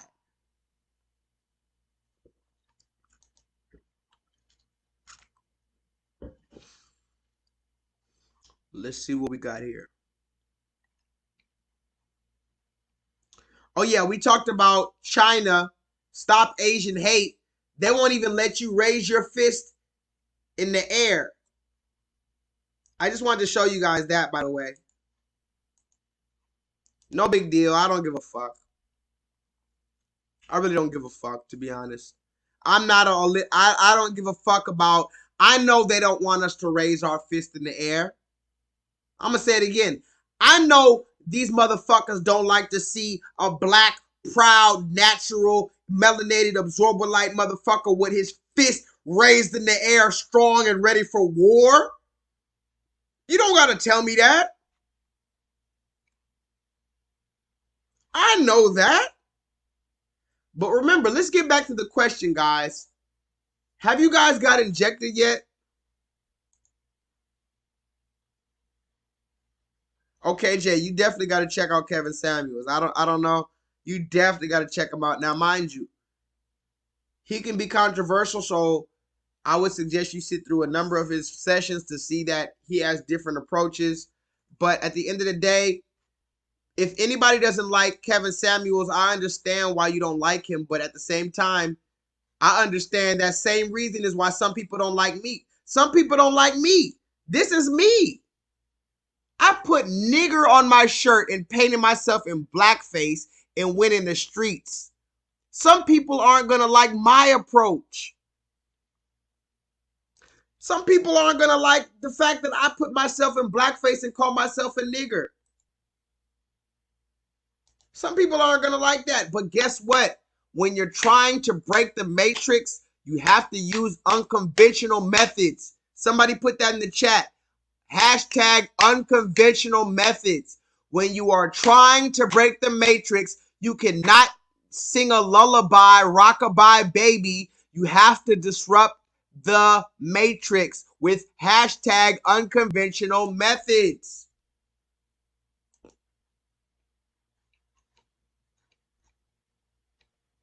Okay? So let's move forward. They're demonstrating. Yeah, dude, with the crowd. A Spanish word. They're demonstrating. Yeah, dude, with the crowd. A Spanish word.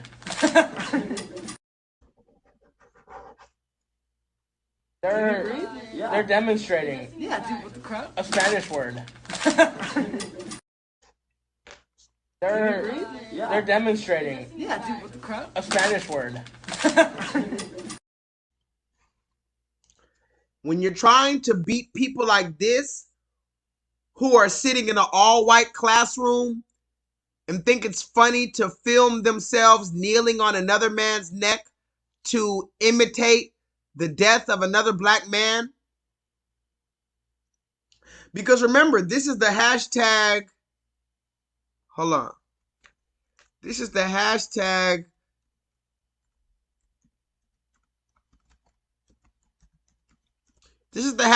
George Floyd challenge.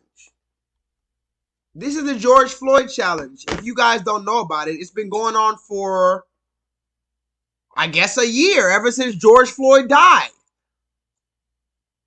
This is a challenge that has been going on ever since the day after George Floyd died, called the George Floyd Challenge, where the red man puts a knee on another red man's neck to see if he can breathe. You know, because it's funny. They're demonstrating. Yeah, dude, what the crap? A Spanish word. You know, it's just funny to put his knee on his neck and film it and then ask him, hey, can you breathe? Can you breathe? Hey, bro, can you breathe? But remember, red man, I'm talking to you now, you fucking stinking devil, and you do stink to high heaven. You smell like shit that was left in a fucking garbage can with the lid closed for 7 months. 6 months, forgive me. But red man, since you want to do the real George Floyd challenge, why don't you put some pressure on his neck? Put some real pressure on his neck. Put your fucking weight onto your knee, onto his esophagus. Since you want to do the real George Floyd challenge, let me do the George Floyd challenge. Can I join red man in the George Floyd challenge? And you get your stinking red, pale, recessive vampire ass on the concrete and let me put my knee and all my motherfucking weight and transgressions onto your esophagus, you stinking son of a bitch!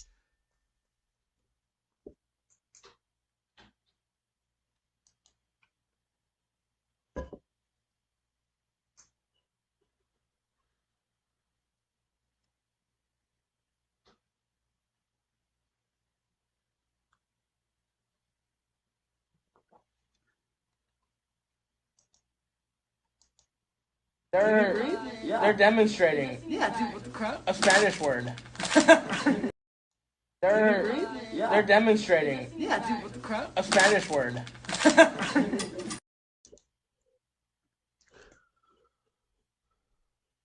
Red man, one day you and I shall see each other on the battlefield. But since we're talking about the red man and his education, because remember, they were in the classroom. That wasn't at their house. These were all, and look around in that video. There was no black people there. All red people there in a classroom. The teacher was probably there laughing. The teacher was probably filming it. All red people doing the George Floyd challenge in a public, in a red man school. Look at it. They're demonstrating. Yeah, dude, what the crap? A Spanish word. But since we're talking about the red man in his red man school and his red man education, let's look at this. Let's look at this since we're talking about the red man and his red man education. I'm going to go ahead and apologize in advance. I'm pissed.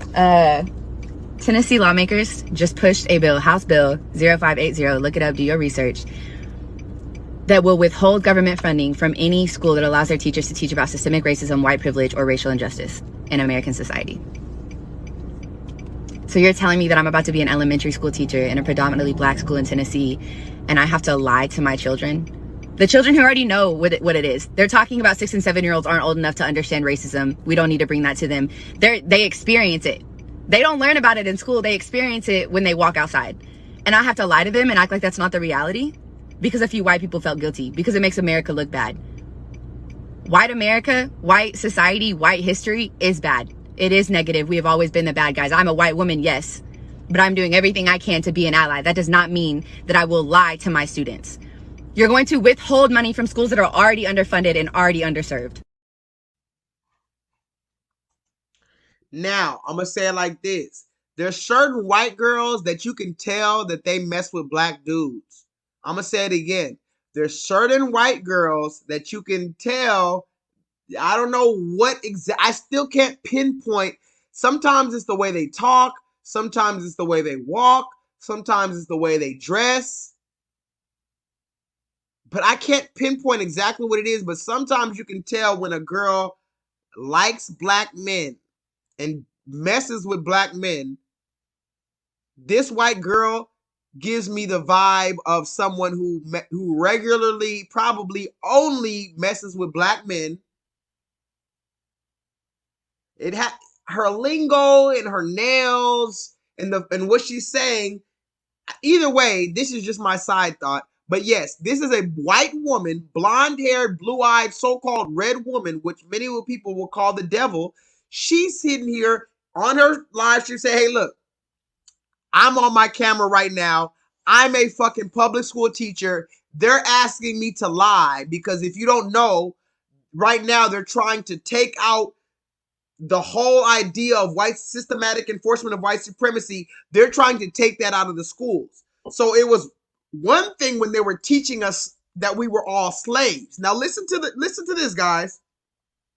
When we were young, when you and me, when we were young, they taught us that we were slaves that came from Africa, and that's the first part of our history. We were slaves. Now that was a dangerous thing to teach us, and that trained us in a certain way. But now they're trying to take away slavery and white supremacy completely from the doctrine. So now it might be even worse because black people are going to still be in our predicament, but you're not even telling us why we were in our predicament. You're not even giving us the clue of slavery for us to put the pieces together. I'm going to say it one more time. They're doing two things in the public school. First, they completely lied about our history and told us that we started as slaves. They didn't tell us about Mansa Musa, who was the richest man to date. Black, absorbed, melanated, absorbed with light man. Mansa Musa, the king of Mali, who was the richest man to date. They never told us about any of our great black emperors or leaders. They told us that we came from slavery. That was one part of the indoctrination. But the next part of the indoctrination, they're going to completely remove slavery altogether and all of our oppression altogether. So the next kids that come up won't even know that won't even know about any of the things that we've been through. But yet we're still going to be all in the same predicament as a collective. So the children are going to be in a worse predicament. Because at least us, they told us that we started as slaves and that was fucked up and that fucked our head up and that fucked up our self-confidence. But at least the fact that we knew we had an oppressor and we knew that that's why there was a problem with us, we were able to fix it. We were able to come together and try to solve this Rubik's Cube. But when you take away the fact of how they oppressed us all together, but you keep the systematic enforcement of the ideologies of white supremacy in place, you are keeping us in a systematic, perpetual cycle, and we don't even remember why we're here. We won't even remember why we're here in this place to begin with. Because if you tell us that we started as slaves, that fucks up our self-confidence, but at least we know the red man has always been fucking us up and we need to look at the red man introspectively. But when you take away from the curriculum the fact that the red man did anything wrong altogether, then we just feel like we're fuck-ups for no reason whatsoever. I'm going to go ahead and apologize in advance. I'm pissed. Tennessee lawmakers just pushed a bill, House Bill 0580, look it up, do your research, that will withhold government funding from any school that allows their teachers to teach about systemic racism, white privilege, or racial injustice in American society. So you're telling me that I'm about to be an elementary school teacher in a predominantly black school in Tennessee, and I have to lie to my children? The children who already know what it is. They're talking about 6- and 7-year-olds aren't old enough to understand racism. We don't need to bring that to them. They experience it. They don't learn about it in school. They experience it when they walk outside. And I have to lie to them and act like that's not the reality because a few white people felt guilty, because it makes America look bad. White America, white society, white history is bad. It is negative. We have always been the bad guys. I'm a white woman, yes, but I'm doing everything I can to be an ally. That does not mean that I will lie to my students. You're going to withhold money from schools that are already underfunded and already underserved. And I'm not gonna lie, I'm gonna be very vulnerable right now. I appreciate that white. I appreciate that human being right there. I don't know if she was being real or not, but I feel like she was being very real. Y'all can call me what you want. You can call me a sellout. I feel like she was being real. She was doing what she can with what she has. She has a phone. She has her white skin. She has her voice, and she has her mind. I'm going to say it again. She has her phone camera. She has her white skin. She has her mind. And she's using it.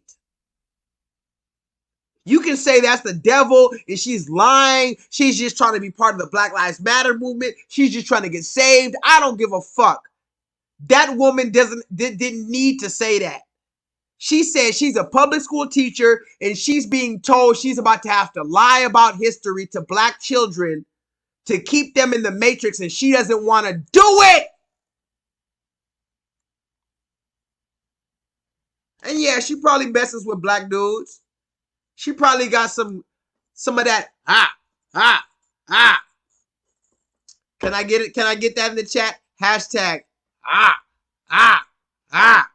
Some black man hit her with that. Say, girl,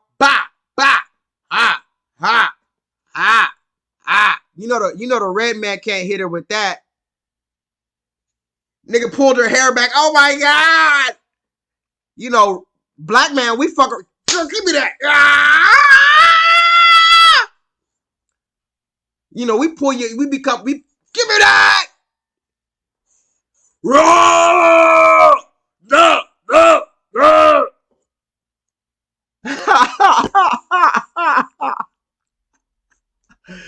She got some of that, a little bit of that, just a little bit, maybe once or twice or 17 times.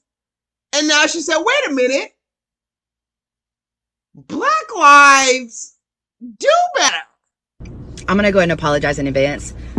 I'm pissed. Tennessee lawmakers just pushed a bill, House Bill 0580, look it up, do your research, that will withhold government funding from any school that allows their teachers to teach about systemic racism, white privilege, or racial injustice in American society. So you're telling me that I'm about to be an elementary school teacher in a predominantly black school in Tennessee, and I have to lie to my children?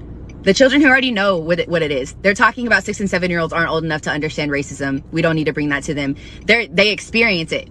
They don't learn about it in school. They experience it when they walk outside. And I have to lie to them and act like that's not the reality because a few white people felt guilty, because it makes America look bad. White America, white society, white history is bad. It is negative. We have always been the bad guys. I'm a white woman, yes, but I'm doing everything I can to be an ally. That does not mean that I will lie to my students. You're going to withhold money from schools that are already underfunded and already underserved. Robert said, if you look at her hand, you can see it shaking. I'm sure it is.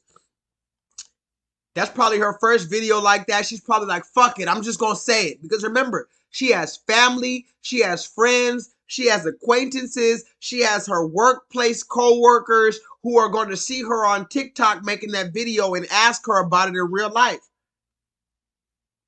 But she said, fuck all the shit. I need to say this right now. So, hey.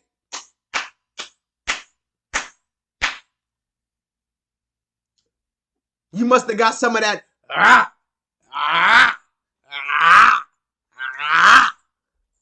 Somebody who said, she was like, yeah,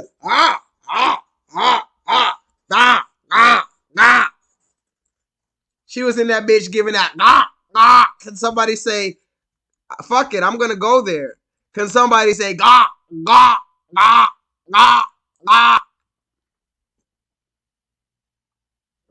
You know, the red man doesn't do it like that. He's like, Samantha, would you like to make love? Samantha, remember Dave Chappelle? Dave Chappelle said the red man pulls his penis out through the little hole in his pants. You know you got a little hole in your pants? You know you got a little zipper? The red man pulls his wiener through his zipper. Can somebody pull that wiener through the zipper? The red man pulls his wiener through the zipper when he makes love to you. He doesn't even take his pants off. The red man keeps his pants on and pulls this little red thing out of a zipper. And then he makes intimate love to you. Samantha! Samantha!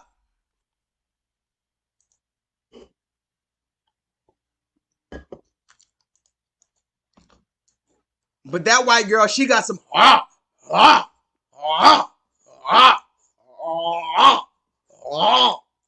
somebody hit the wall in that motherfucker. Then she said, you know what? Upon further reflection, black lives actually matter. You know what? Fuck that. She went full Malcolm X. Shout out to the black man that gave her that. This white woman got the Malcolm X glasses on, talk about, and the red man, I'm going to tell you about the red man. You got a white woman talk about, the red man is a goddamn liar. Shout out to Tyrone. He was in that thing.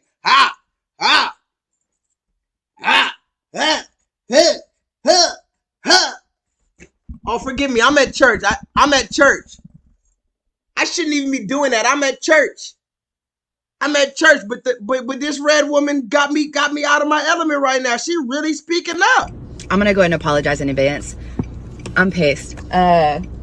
Tennessee lawmakers just pushed a bill, House Bill 0580, look it up, do your research, that will withhold government funding from any school that allows their teachers to teach about systemic racism, white privilege, or racial injustice in American society.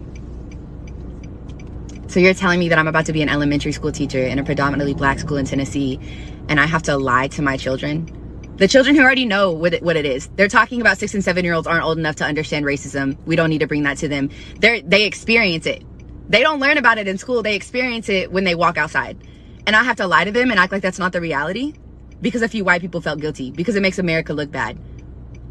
White America, white society, white history is bad. It is negative. We have always been the bad guys. I'm a white woman, yes, but I'm doing everything I can to be an ally. That does not mean that I will lie to my students. You're going to withhold money from schools that are already underfunded and already underserved. Yeah, and actually her hands were shaking. She seemed like she was very nervous, like she wanted to get that off for a long time, but she finally got it off. So shout out to her. I have a few more videos before I leave, guys. We got about not even an hour left. I need to run through these next videos. This next video, I haven't even been able to watch it. I'm gonna warn you guys. Press 7 in the chat if you're ready for this next video. I'm about to play another video that really got me feeling a type of way, and I didn't see the whole video yet. Some of these videos I don't watch until I play them for you guys so we can watch them together because they take a lot on me. This next video might be hard for you guys to watch, so I'm giving you parental discretion. Get ready for this next video. Press 7 if you're ready for this next video, guys.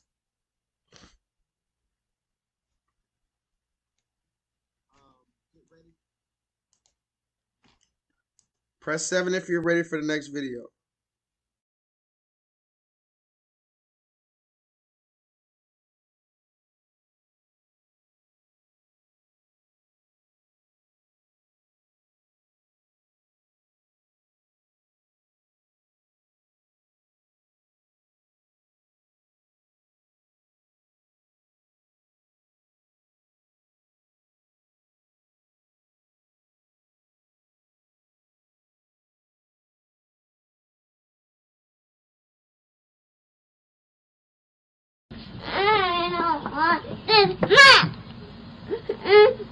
Okay, let's go, mommy.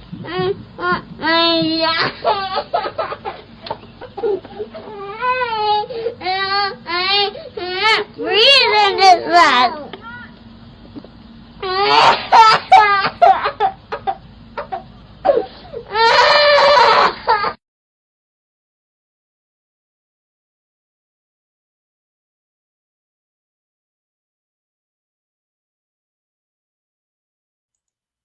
Oh, y'all couldn't hear me. My bad. My bad. Did y'all hear that? Let me play it again. Let me play it again. Sorry. I think I muted the mic. Listen to this. I don't want this map. Okay, go, mommy. I want my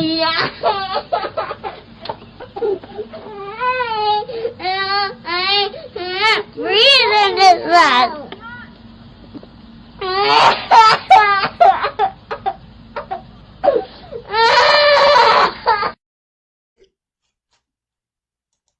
Did y'all hear that? I'm going to play it one more time. And I'm going to ask you again the question of the evening. Did you get your injection yet? And listen to this little bitty innocent baby. You can call her a white girl. You can call her whatever you want to call her. This is an innocent baby. This is an innocent baby who they're making her wear something over her nose passage and her mouth passage. Both of her breathing passages have been blocked from fresh air all day, and she doesn't want to do it anymore. I don't want this map. Okay, go, mommy. I want my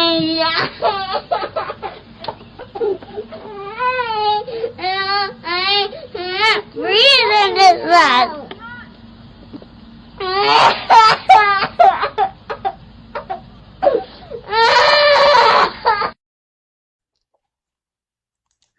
So now we get to the crux of the issue, right?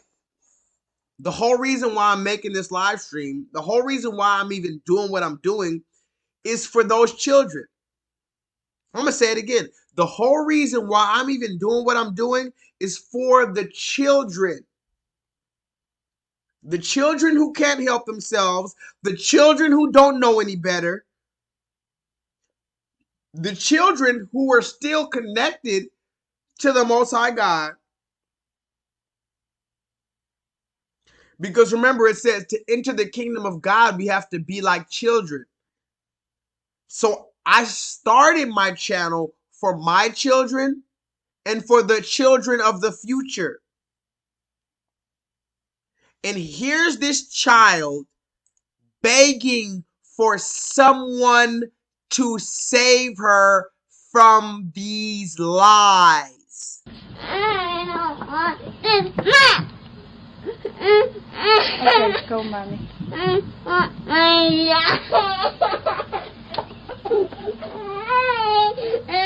I breathe in this map.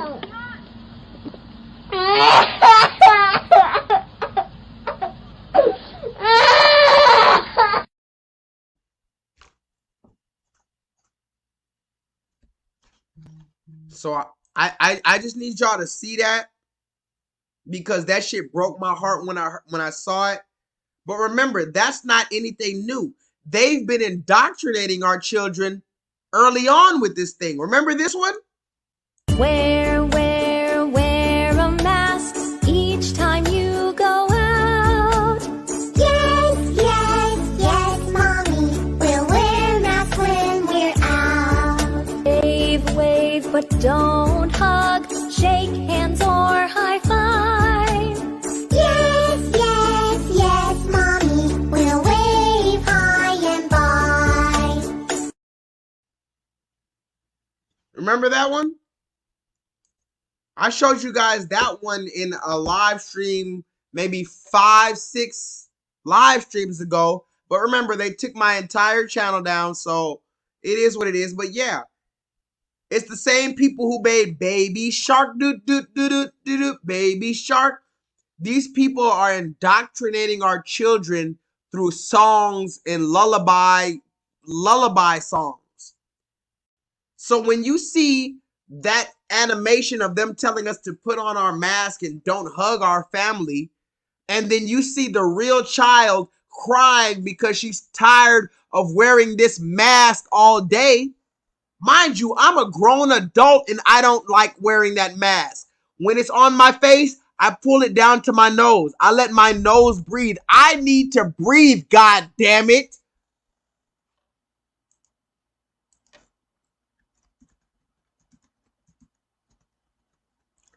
I need to breathe. And you're telling me to walk around all day, every day for years with my air passages blocked. It doesn't make sense.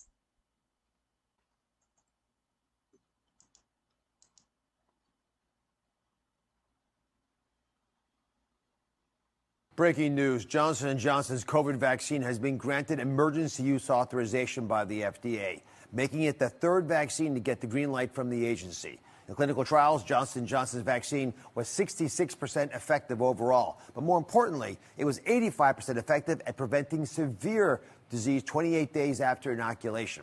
This vaccine has some important differentiators from the two other mRNA vaccines authorized by the FDA. First, it's a single-shot vaccine. It's one and done. Second, it can be stored at normal refrigeration temperatures, making it easier to administer at pharmacies and other retail locations. Johnson & Johnson has promised to deliver 100 million doses of their vaccine to the U.S. by the end of June, starting with 3 to 4 million doses going out this week. Production is expected to ramp up quickly from there. Without a doubt, it's a step forward in our fight against COVID. And hopefully, this approval will increase how many people we're able to vaccinate each day, pushing us closer towards herd immunity. I'm Dr. Oz. This has been your COVID-19 News Minute.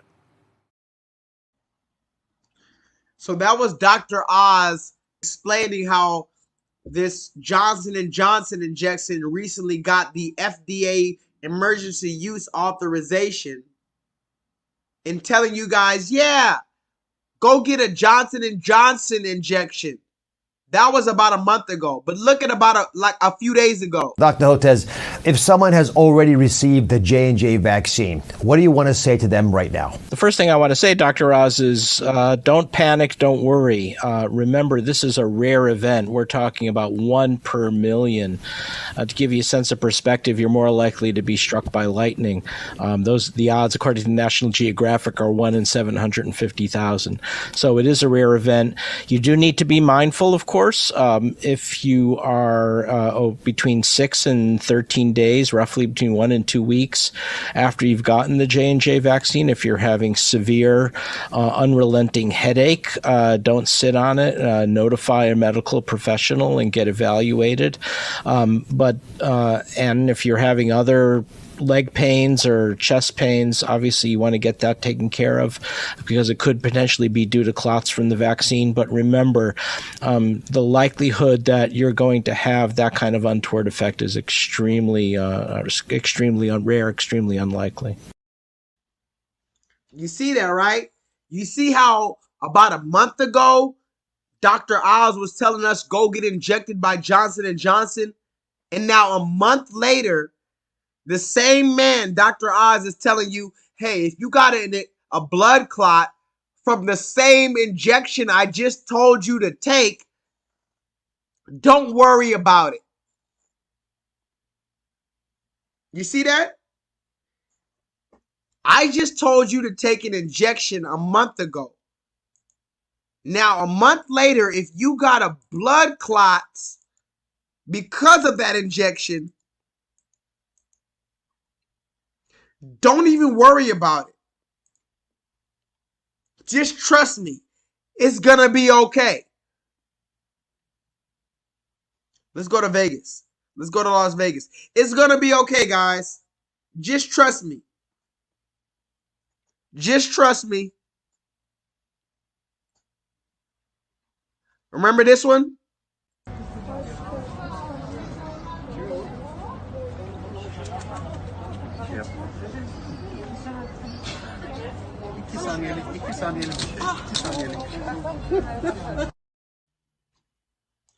You can't tell me that he didn't just pop her nose cherry.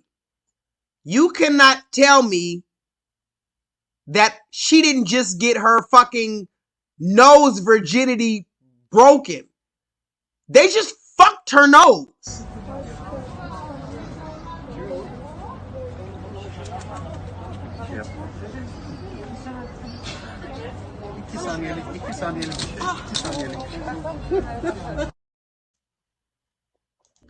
There's no reason for that. There is no scientific explanation for that.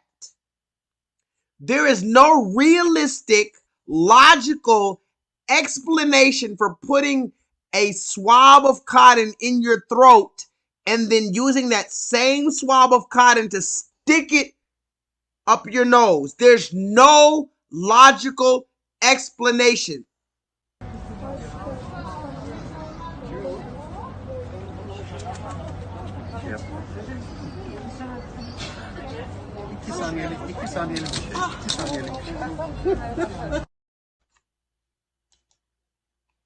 So again, I'm going to ask you guys, have you gotten your injection yet?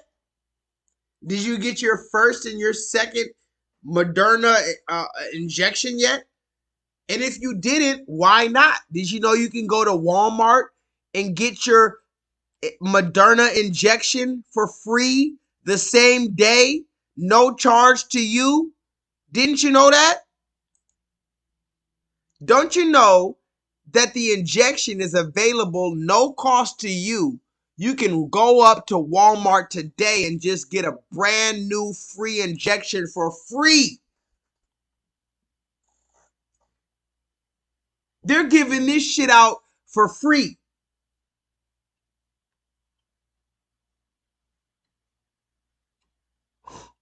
I'm on my final 30 minutes, guys.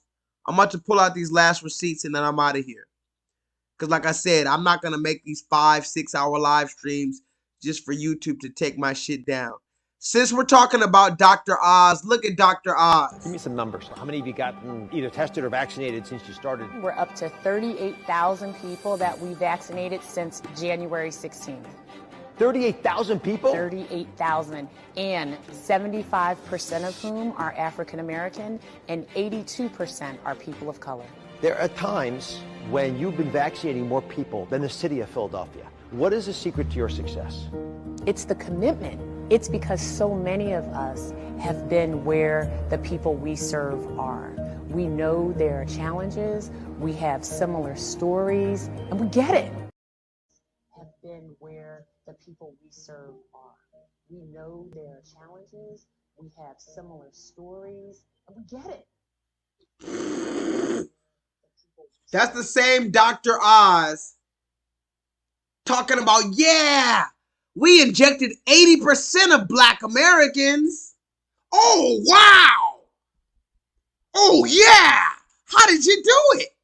Oh, my God, I'm so proud of you. You injected 80% of those niggas? Give me some numbers. How many have you gotten either tested or vaccinated since you started? We're up to 38,000 people that we vaccinated since January 16th. 38,000 people? 38,000, and 75% of whom are African American, and 82% are people of color. There are times when you've been vaccinating more people than the city of Philadelphia. What is the secret to your success? It's the commitment. It's because so many of us have been where the people we serve are. We know there are challenges, we have similar stories, and we get it. So that's Dr. Oz. Oh yeah, and Indigenous Queen says she likes my cup. Yeah, I have a cup. Look at this cup. So I have a cup, and built inside of the cup, it's a regular cup. You see how I'm holding a regular cup? It's a cup, but built inside of the cup is a wine glass. Do you see that? It's a cup. Regular cup, but built inside of the cup is an entire wine glass, even down to the base wine glass. This is an entire wine glass built into this cup. So even if I drop this thing, it's just plastic, it won't break. But there's a wine glass built into it.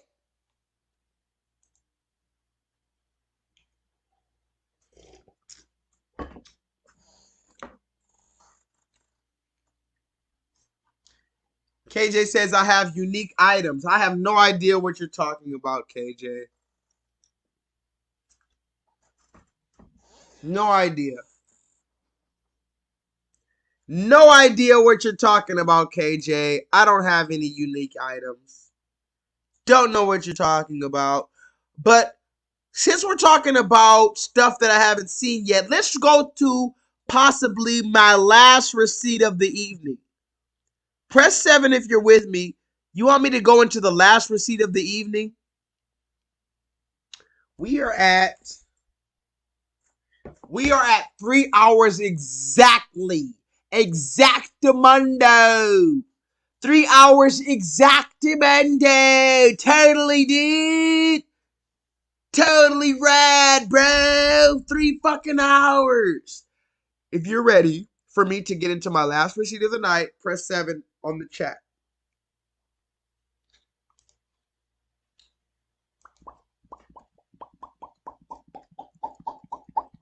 You ever heard of ASMR? Should I do ASMR?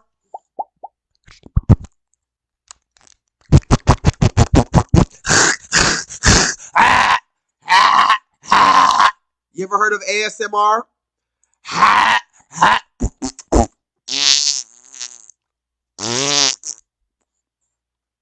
Should I go into the ASMR game?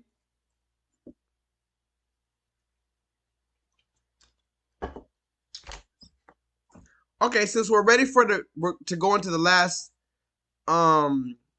Gigi says he's ready for the last receipt of the night. Told you I wasn't gonna make this a 4-hour stream. Let's get it out of here. Oh yeah, these hater blockers. I love these glasses right here. Particularly, I have a lot of different glasses. I also like these glasses right here. Hold on. These aren't the right ones. I like these ones right here too. These ones right here are pretty dope. They're just kind of chill, you know what I'm saying? Like, yeah, they got the gold. I got the gold frame. You feel me? The gold frame. But it's just black lens. You can't really see my eyes. See, that's the reason why I wear sunglasses. I don't like people to see my eyes and try to figure me out. So I put these on real smooth. Just, you know what I'm saying? Just smooth. Hey, what's good? You know what I'm saying? Oh, you talking to me? Oh, you talking to me? Oh, okay, yeah, what's good? Yeah. Yeah, I'm chilling, you know what I'm saying? Ain't no thing. You know what I'm saying? We out here just rocking and rolling, just maintaining, you feel me? We just maintaining, but hey, yo, holla at your boy. This is my last shit of the evening, guys. This next video I'm about to show you guys, I have not watched it all. I saw the first 30 seconds of this video and I stopped it. I'm going to say it one more time. This next video I'm about to show you, I have not watched it all.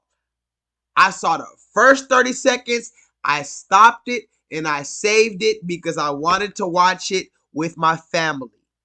Now that we're here, let's look at this last video, guys. But first, I need to show you the beginning. Have you ever heard of a woman named Robin Thede? Robin Thede. I'm gonna put it in the chat. Robin Thede.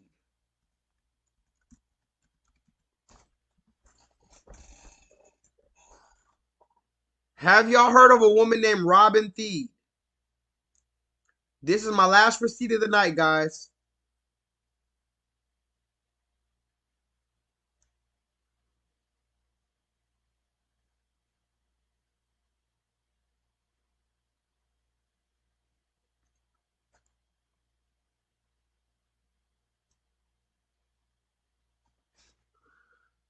There's a woman named Robin Thede, and she has a show called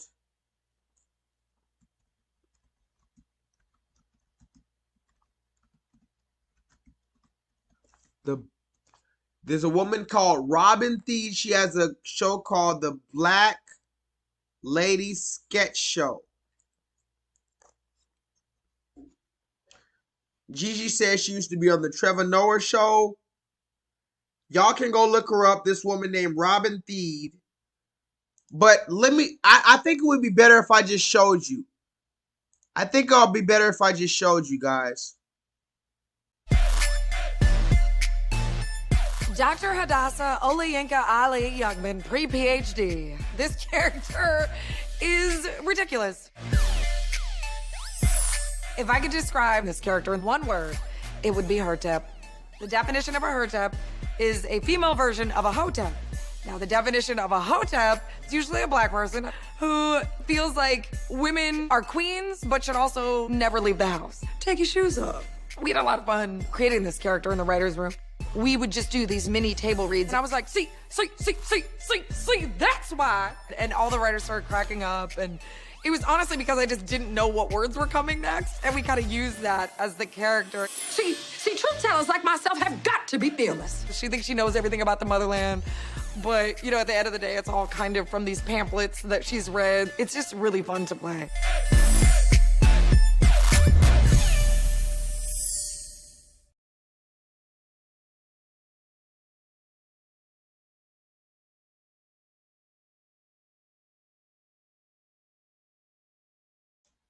Okay, so that was the woman Robin Thede as she was explaining one of the characters. Now, this is a so-called comedian.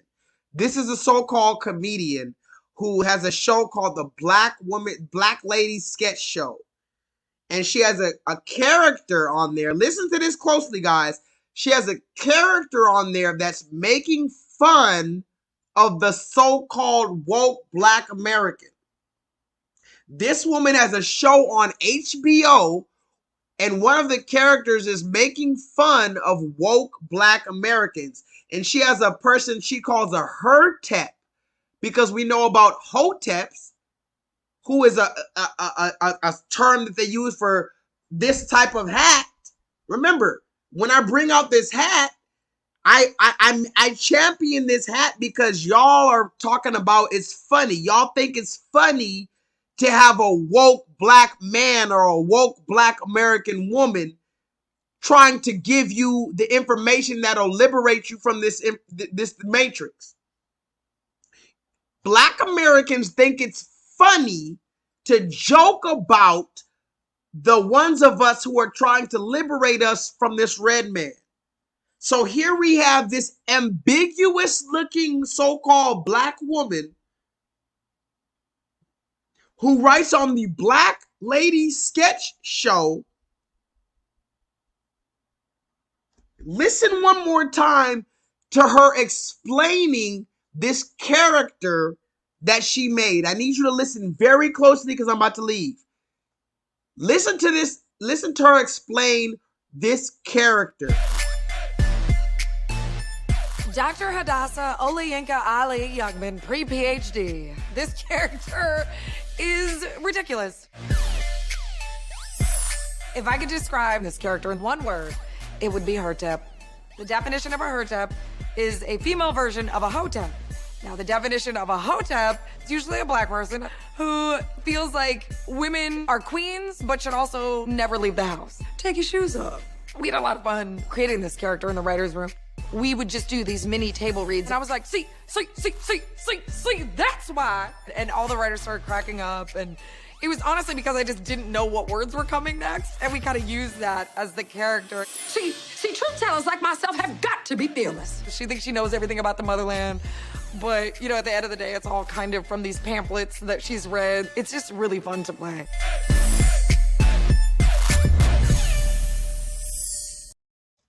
Okay, so that was her explaining this character. Now let's look at one of the sketches, one of the older sketches, one of the first sketches with this character. Now remind you, this is a ambiguous looking Black woman. She has green eyes, light skin. You can barely tell she's Black, but let's just say she's Black. She writes a show called the Black Lady Sketch Show on HBO. She made a character making fun of woke Black people. Now let's look at one of the first sketches from this woke Black woman. And I need you to look at her head wrap. Look at her head wrap, guys. She has the same head wrap I have on right now. Look at her head wrap, and she has the same head wrap I have right on right now. And it goes back into the same reason I wear the hat. Because a lot of people try to make fun of woke black people, which is basically a black person who figured out the systematic enforcement of the ideologies of white supremacy, and now we're trying to give you the information to liberate you from that matrix. I'm going to say it again. What you guys are calling hoteps and fake woke black people are actually black Americans in particular who have woken up from this matrix and are trying to give you the information about the systematic enforcement of the ideologies of white supremacy that'll also liberate you. But let's look at her first sketch making fun of us. On HBO, by the way. This woman is on HBO. Kwame was my wingman at the senior step show, but he stepped off with Hannah's heart. In another life, this could be my wedding. It's funny. I'm fine. To Hannah and Kwame. Come on, Ryan. You knew you never had a chance with me. All right. It's time for a toast from the maid of honor, my sister, Haley. Peace, brothers and sisters. You know I'm emancipated from that slave name. I've told you many times via group text, address me as Dr. Hadassah Olayinka Ali Youngman. You can't just put doctor in front of your name, Haley. Only Oprah can do that for you. Congrats to the newlyweds. Kwame and my beloved baby sister, who still embraces her devil name, Hannah. See, Hannah reduces to ha and na. Ha being the laughter of all oppressors, and nah, she shouldn't be using that name. Oh, Lord. It's gonna be Aunt Maybell's funeral all over. That's why I choose to exalt her with her Igbo name, Nkechi Amare Diallo. What? That's Rachel Dolezal's counterfeit African name. No. See, we are reclaiming that name back from the edgeless white woman who pretended to be a black woman just to get that name from us. They always plotting. See, I told you she was crazy. You didn't tell me she was deep. See, this blood diamond on your finger is just a symbol of your ideological entrapment. Ring, slavery's calling. You promised you wouldn't do this, and that doesn't make any sense. No, what doesn't make sense is y'all jumping the broom. Haley, now is not the time. Well, how many Caucasian seconds must pass before it's time for me to speak the truth? Open your ears to blow your mind, original people. Jumping the broom was not something our continental ancestors did, no. There weren't even brooms in Africa because there was no dirt. See, the Europeans just put sticks in our hands even though they had been using vacuum cleaners since the Middle Ages. Think about it. Dyson breaks down to die. Son, they want us to kill our children. They tried to humiliate us. I'm humiliated. The truth is, you two have a beautiful black love that most people would be elated to find. Woo! Praise him. Although what me and my king, Supreme Ramik, have transcends your earthly definition of love. Yes, see, we exchanged our vows on the ancestral plane amongst vibranium. Not down here on your earthly plane. Also, he refuses to marry me on this plane for tax reasons. Oh, shit. Do taxes work like that? Mm-hmm. So technically, on this plane, she's single. But in your ignorance, dear brother-in-law, I find a beautiful opportunity to educate the newest member of our family. So please, everyone, raise your glasses, take off your shoes, and throw your pork on the floor. That's it. Girl, if you don't sit your 5% ass 100% of the way down, I'm cutting off your inheritance. Haley. Okay, Daddy. So the Supreme Ramik let you have friends? Yeah, he do.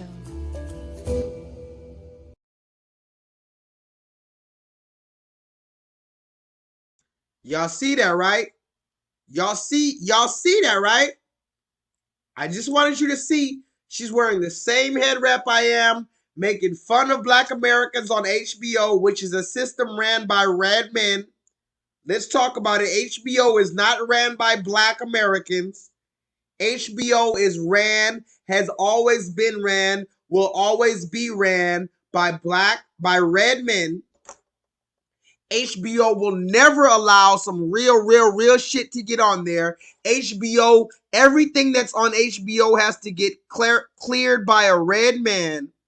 So you got this ambiguous looking black woman with green eyes, light skin, making fun of Black Americans. I just wanted to show you all that to show you this most recent thing. We're going to watch this together, guys. I'm about to show you the most recent receipt from this woman. This is another sketch. Look at it with me. We're going to watch it for the first time together.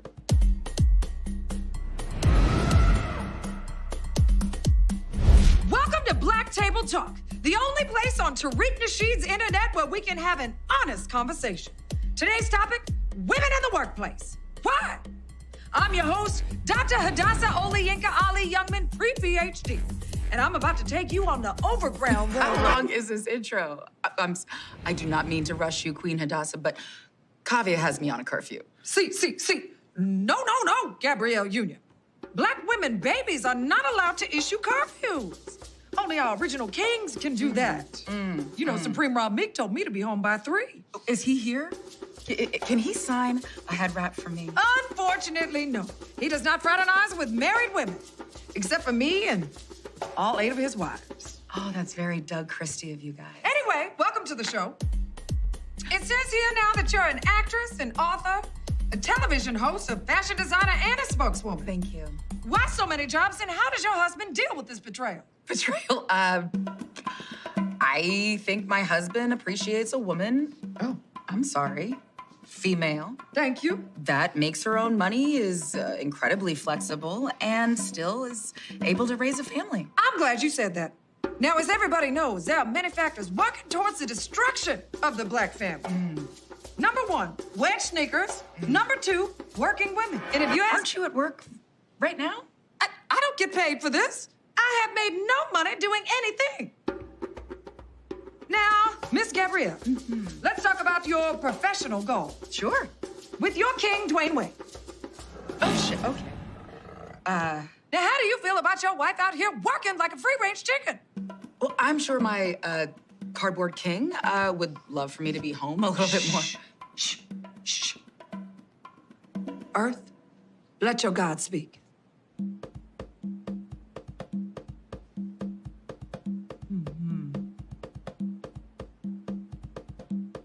My husband, nay, God. He just retired from the universe of the NBA. Why would he do that? Such a lucrative job. He's a little old, and he's... How dare you speak about him in that way? I'm so sorry, cardboard Dwayne Wade. Please continue. But I have worked my whole career. That's the problem. But I'm actually fine being one of the breadwinners in my family. Breadwinners? Yeah. Oh no! White people got you thinking bread is a prize. Sister, may I call you Oshun? As long as I can have my hand back. Oshun, this is not your fault. Like Lauryn Hill, you've been miseducated and you're late. Fuck. Here we go. Here we go with this stupid shit.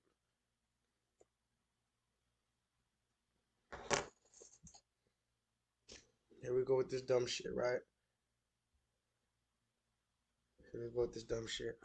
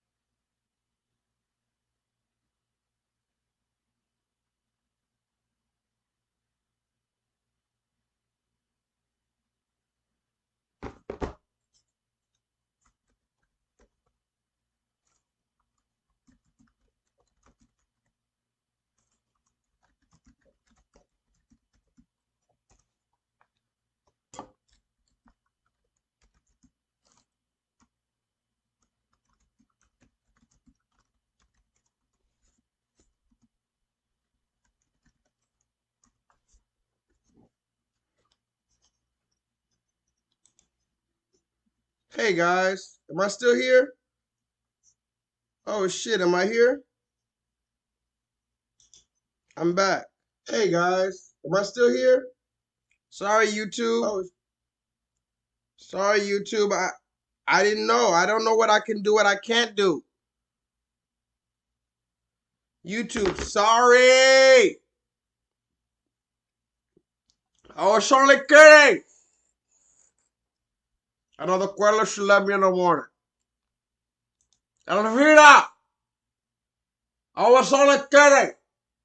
Come and give me a kiss.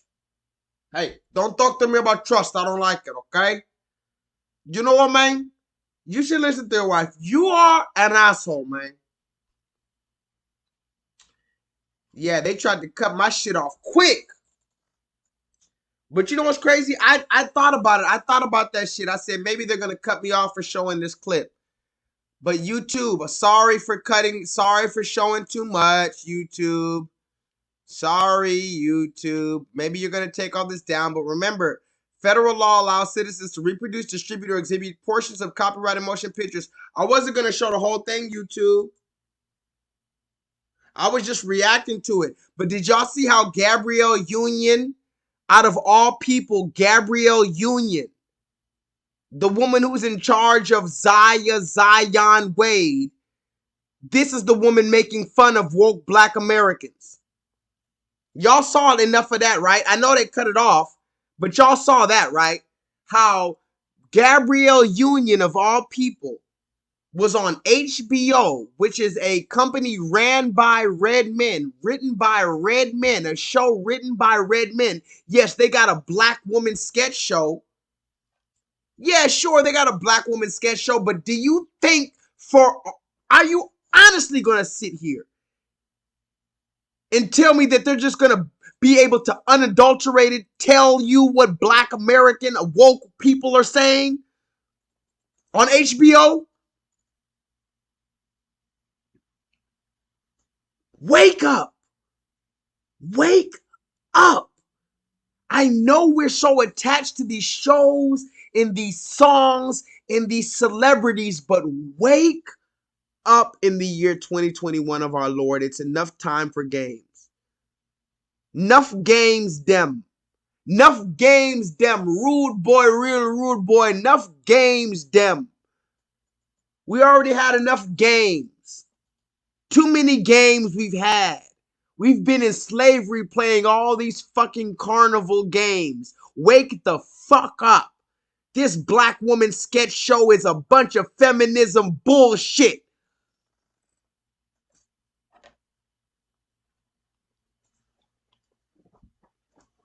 You see Gabrielle Union on there making fun of black Americans.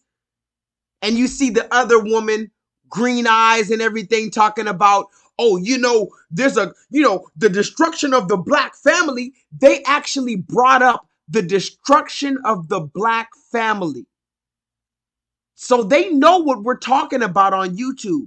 The same people who are deleting my channel and deleting Louis Farrakhan and fuck it, Young Pharaoh and other people I don't even agree with, but they're deleting our channels.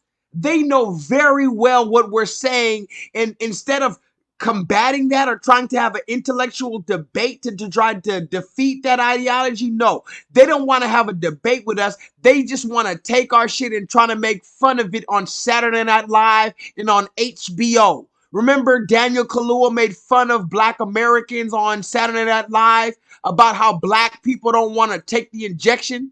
And Daniel Kaluuya was on Saturday Night Live, which was written by red people trying to make fun of us. Now you got this other people on HBO trying to make fun of us, wearing the same fucking shit that we talking about the destruction of the black family. You know what we talking about. Get the fuck out of here. But remember, this is the same woman right here. Can somebody put in the comments, Robin Feed? This the same woman that was up there making fun of us on HBO. Her name is Robin Thede. Go look her up. That's the woman in the middle. She don't even look black. Fuck it, I'ma say it. She don't even look black. Yeah, she got some negroid features, but she's a little ambiguous. I'ma say it one more time. She's a little ambiguous. I don't know if I even spelt that right because I'm fucking drunk. I'm fucking sipping this red wine, this fucking rosé wine. I'm a little tipsy. But she's a little ambiguous. But look on her Instagram who she posted with. Look in the back there. Who is that man? Who is that man? Does anybody know who that man is in the back? That this woman who's making fun of Black Americans, talking about, oh, the destruction of the Black family.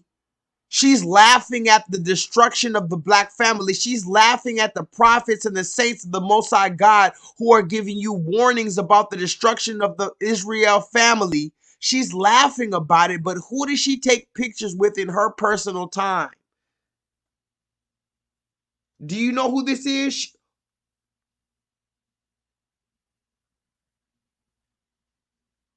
Do you know who she takes pictures with? Okay, since y'all are being a little shy, I'll put it in the chat for you.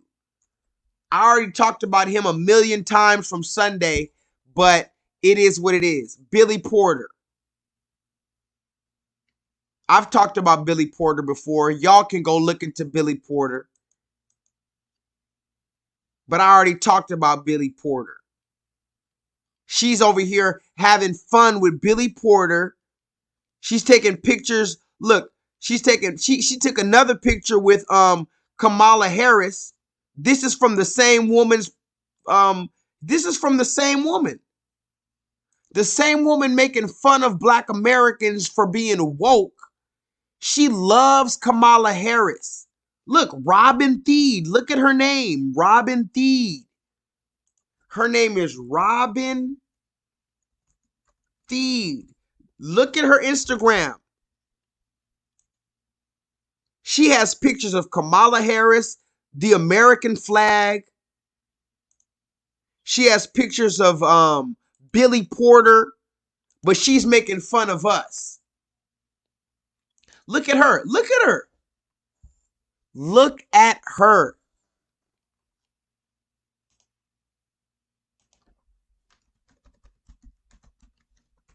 Look at her, guys. KJ, you said you like the show. I love you. You know I love you forever, eternally. But KJ, time to let the show go. Listen to me, KJ. If you love me, listen to me. Time to let that go. Look at her. Making fun of us. She has the same hat I have on right now. Why do you think she has the same exact hat on I have right now? Throwing up Illuminati Mason symbols because she's into her character, making fun of us. KJ, remember I told you before, we gotta let go of the idols. We gotta let go of all the crutches. That is what the Most High God is teaching us in this season, guys. I'm about to get out of here. We're ending on 3 hours and 30 minutes. But listen, the Most High God is teaching us in this season to let go of all the things that do not serve us. If you want to be able to fly, if you want to be able to move and elevate higher, vibrate higher, if you want to move on to the kingdom, if you want to be able to really elevate like that and to be able to actually fly, literally fly, you cannot hold on to the things that hold you down. I'm going to say that one more time. If you want to be able to literally fly, you cannot hold on to the things, the people, the places, the ideas, the behaviors, the habits that hold you down. And I'm speaking to myself. I'm still trying to shed all of the negative habits, behaviors, patterns, traumas, ideas, behaviors that I have in my life. I'm not a perfect person. But we have to make a decision in the year 2021 moving forward. God is giving us a sign. He wants us to live in his kingdom, but we cannot live in the kingdom of heaven unless we make a sacrifice or a number of sacrifices. I am Shakespeare in the flesh. Walt Disney, Nike, Google. Now, who's going to be the Medici family and stand up and let me create more? Or do you want to marginalize me till I'm out of my moment? Or why don't you empower yourself and don't need them and do it yourself? How, Sway? Take a few steps back to go. You ain't got the answers, man. You ain't got the answers. Kanye. You ain't got the answers. You ain't got the answers, Sway. Kanye. I've been doing this more than you. Doing what you more ain't than got, me? Come on, chill out. You bro. ain't got the answers. Kanye, you ain't got the answers. I'm asking you. You a ain't question. been doing the education, bro. You ain't been doing the education. Kanye, calm down. You don't have the answers, though.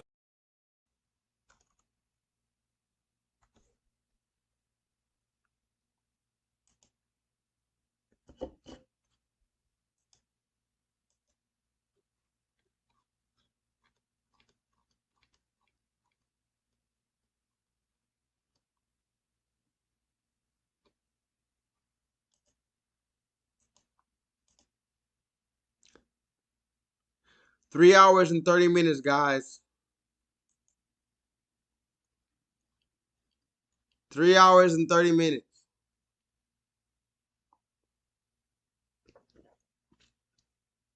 Three hours and 30 minutes. I'm out of here. I wish I could stay longer, but,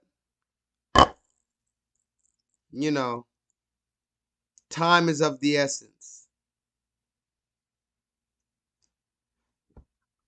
I guess maybe in the kingdom of heaven we'll have more time. That's what I want. I hope in the kingdom of heaven we have more time to talk to each other. I just want to chill, be young, smoke a little herb, drink a little drink, relax, kiss, touch, hug, eat, love, dance, laugh. That's all I want to do. I just want to laugh and love and dance and eat and party and have high fives and hugs and intellectual debates. That's all I want to do. I don't know what the fuck is going on. I'm just one of these people out here too. I'm not anybody particular. I'm just one of these people out here. Shout out to Darren Seals, melanated absorbable light man activist, assassinated by the United States government. Shout out to Joshua Brown, melanated absorbable light warrior, assassinated by the United States government. I need you guys to never be this girl. Do not be this girl. Do not be this girl. Do not be this guy. Do not be this guy. Okay? Do not be that. Do not do any of that. Please have some dignity about yourself. Love yourself. Don't be this guy either.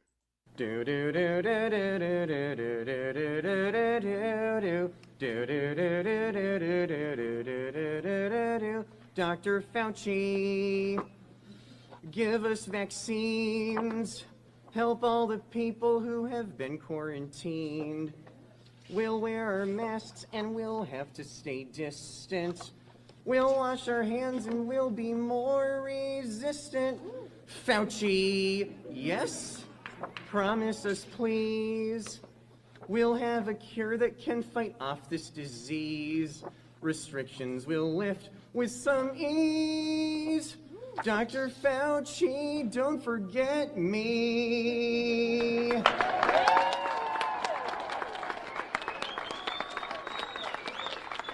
Thank you. Thank you very much. What the fuck?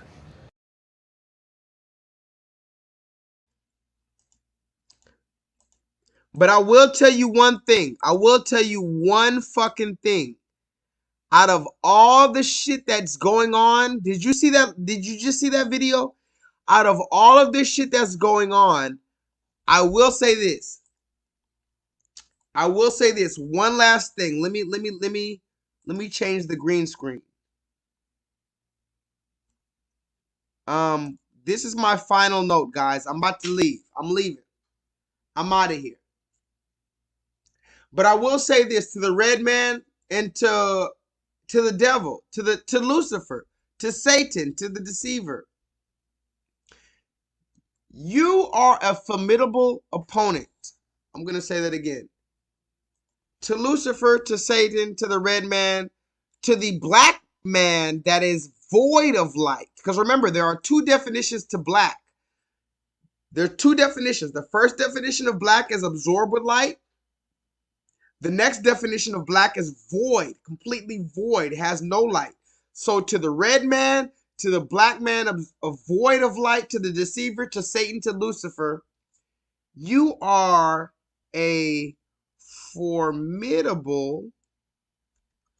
Now I'm a little tipsy, so I might spell this wrong. But go look this up. The words, I love language. You are a formidable opponent. To Satan, I'm going to address you by name. To Satan, Lucifer, Beelzebub, Moloch. To the red man, you are indeed a formidable opponent. Indeed. I will give you that. I will give you that. Yes, sir, you are a formidable opponent. Yes, you are. And that I cannot take from you. You have succeeded in enslaving an entire planet for the better part of 400 years. However, I must say, sir, that your reign is inevitably coming to an end. As my melanated absorbed light people have become awakened in the most recent years due to this internet thing. Because remember, we haven't always had the internet. We used to have to go to the fucking library. We had to walk all across Egypt. Now we got the internet where fucking bozos such as myself could make a video and reach fucking Zimbabwe. I could reach Switzerland, Cambodia, Thailand. Now I'm here, guys. We're here. That's what it is. And by the way, I'm a genius.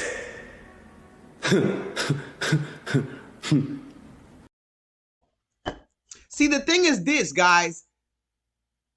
You're not gonna give me my flowers until I'm fucking dead. I know that.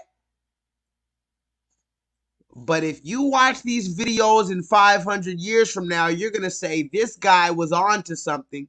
Not even 500 years. Watch these videos in 100 years from now.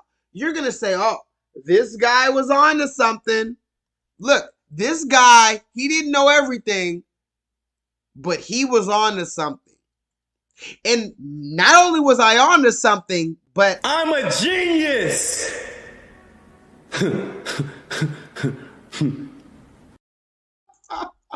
I'm literally a fucking genius. That's the gag of it all, guys. That's the fucking gag. I don't even have to be. I'm being humble. I'm a fucking genius.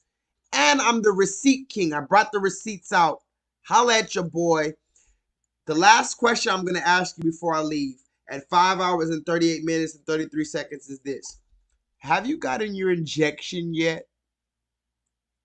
And if you have not gotten your injection, why not? And don't just tell me, like in this chat.